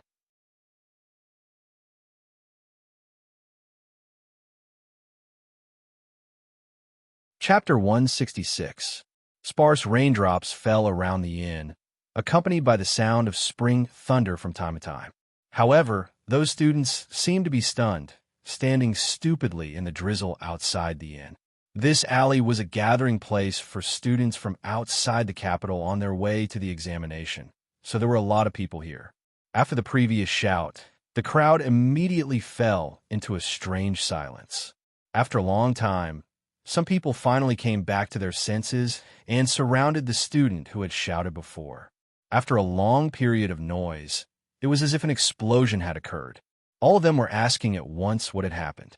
Ho Ji-chong and Yang Wanli also showed expressions of excitement, but they suppressed the impulse in their hearts and only walked to the railing to listen to the conversation. There were too many people asking questions, but only one person answered. After a long time, the three of them finally understood. Last night, the first bureau of the Overwatch Council had sent out over 100 secret agents. They had split into 5 groups and headed straight for Guam Manor in the south of the city. 4 groups had gone to 4 other residences and captured 4 Jiangnan students. Because they had moved so quickly, the news was covered up for the entire night.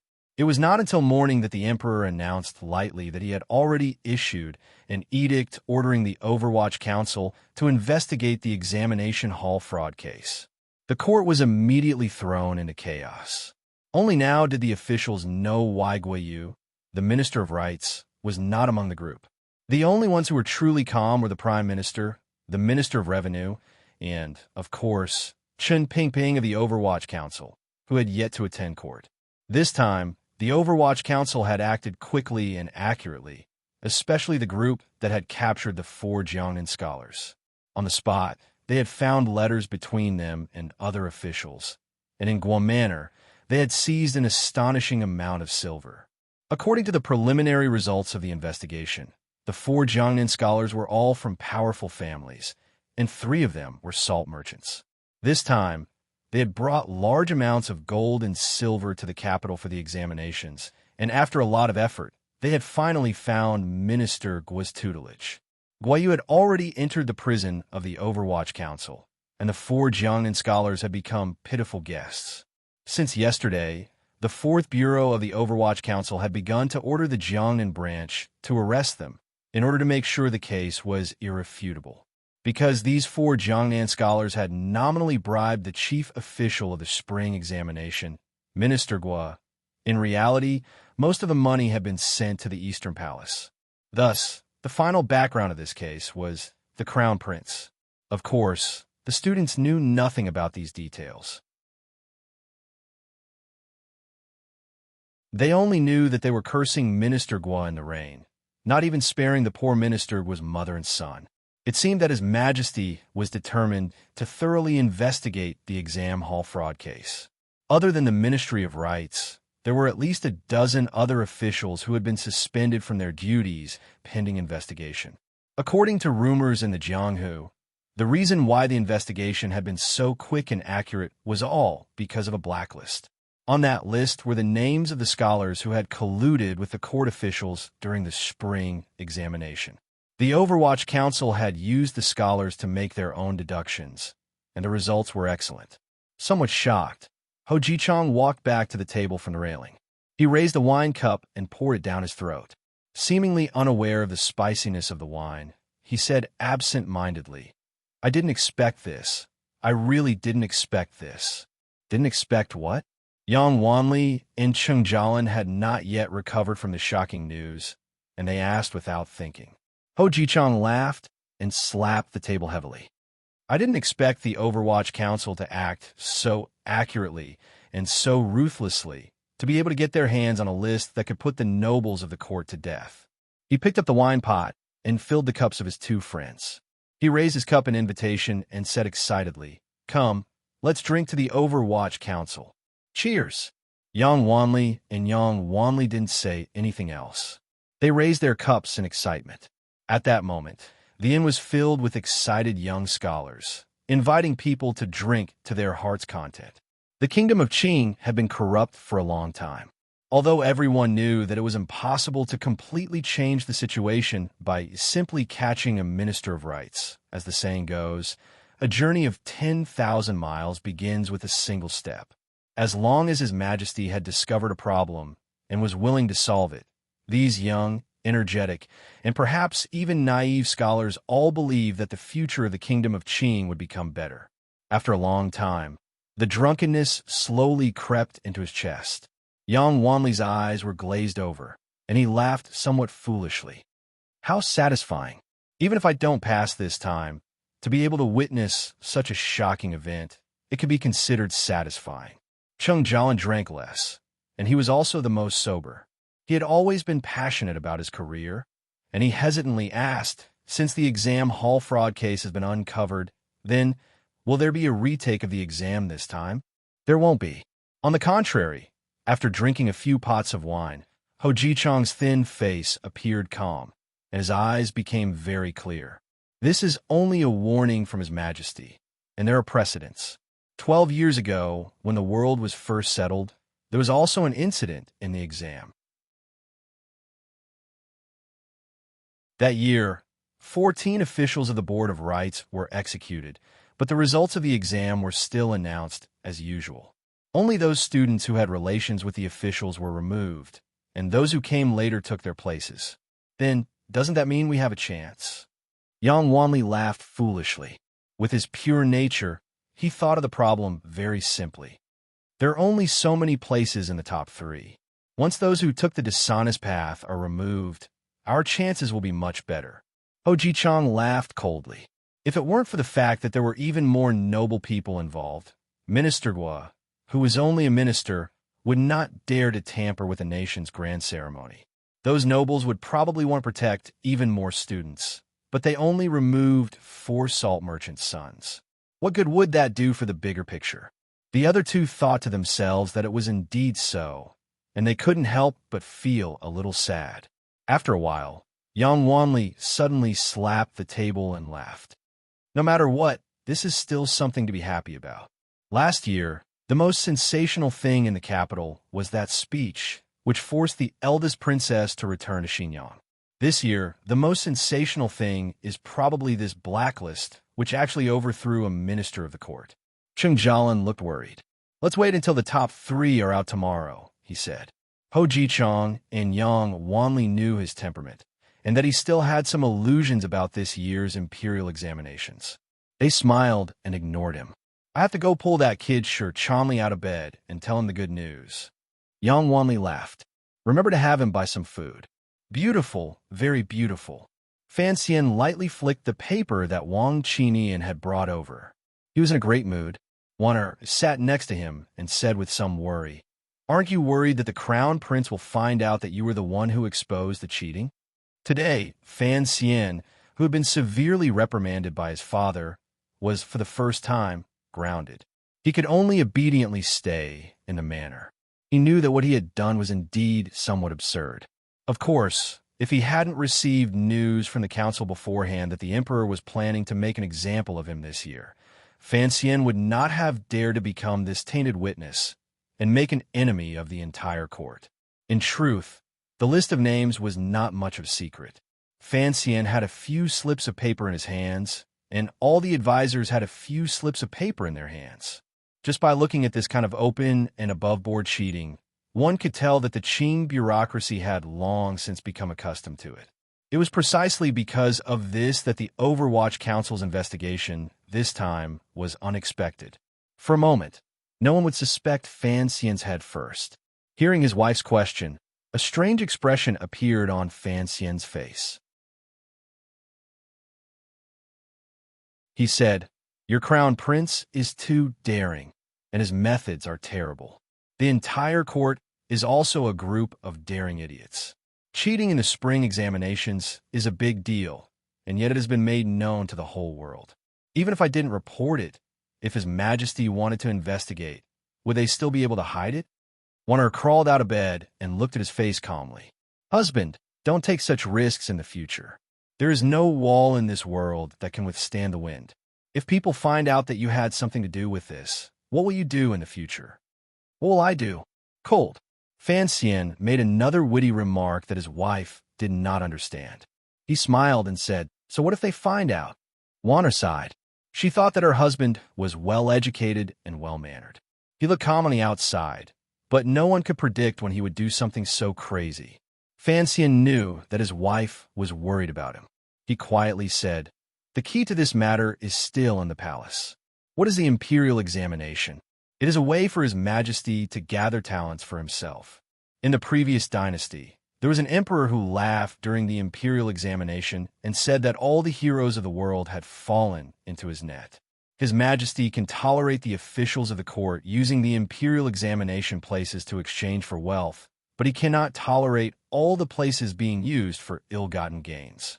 Furthermore, both the Crown Prince and the Great Prince have interfered in this matter. Our uncle, the Emperor, has to ask himself, what are his two sons trying to do? Juana did not quite understand. She asked curiously, of course they want to cultivate their own power in the future. Fan Xian smiled and continued to ask, then His Majesty will have to ask, why do you want to cultivate your own power? The Great Prince is someone who leads an army. What does he need such a large power in the court? Warner smiled bitterly and said, what about the Crown Prince? He is the heir to the throne of a country. Cultivating talents is acceptable. After all, he is going to be the emperor who will control the country in the future. In the past, when I listened to the Grand Tutor's lectures in the Eastern Palace, the Grand Tutor once said that the Eastern Palace cannot do nothing. He must not be afraid of rumors. He must first prepare some officials for future use. This is true loyalty and filial piety. Fan Xian shook his head and revealed a faint sneer. He said, the Grand Tutor's essay is probably good, and his reasoning is certainly correct. But the problem is that His Majesty is healthy. The Eastern Palace is now beginning to cultivate talents. His Majesty must ask himself, is the Crown Prince anxious? You're tuning in to the Warrior Lore YouTube channel. Don't forget to subscribe and join us on this journey to catch the most captivating stories.